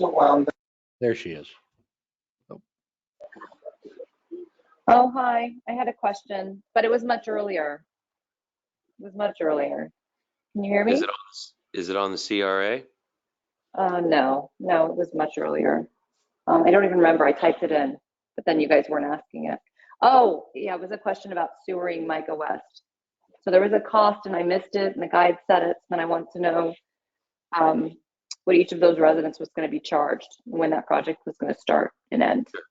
We will disseminate that information accordingly. You can't tell me now? He said a number, but I missed it. We are like listening discussing the Community Redevelopment Agency meeting and the issues before us right now as a CRA board. Yeah, no, I understand that. I asked the question like quite a while ago and you just called on me, so. Okay. Jen, I responded to your question that I'll send that to you tomorrow. Okay. All right, thanks. Thank you. Anything else? No. All right. That brings us to commissioner comments. We'll start with Commissioner Rodriguez. Well, the only comment is I'm just really happy we have a plaza here that has restaurants and it seems to be really, really busy and well used. And I think part of that's because of CRA. I mean, we have a good, Sushi Joe's doing very well with his bar, his lounge, the different foods. We got an Italian restaurant there. It seems, I mean, now you can finally go somewhere in a golf cart and actually get a good meal. So right. I know that sounds funny, but when you're tired at night, sometimes that's a nice thing. And with that little bypass going through here, you might be surprised. I play tennis here 5 nights a week, and you would not believe how many people use that bypass. Awesome. Now I know our police, Sal was having some issues with people not using it, but we're playing tennis and we see people driving through it all the time. So I think that combination is working well. Thank you.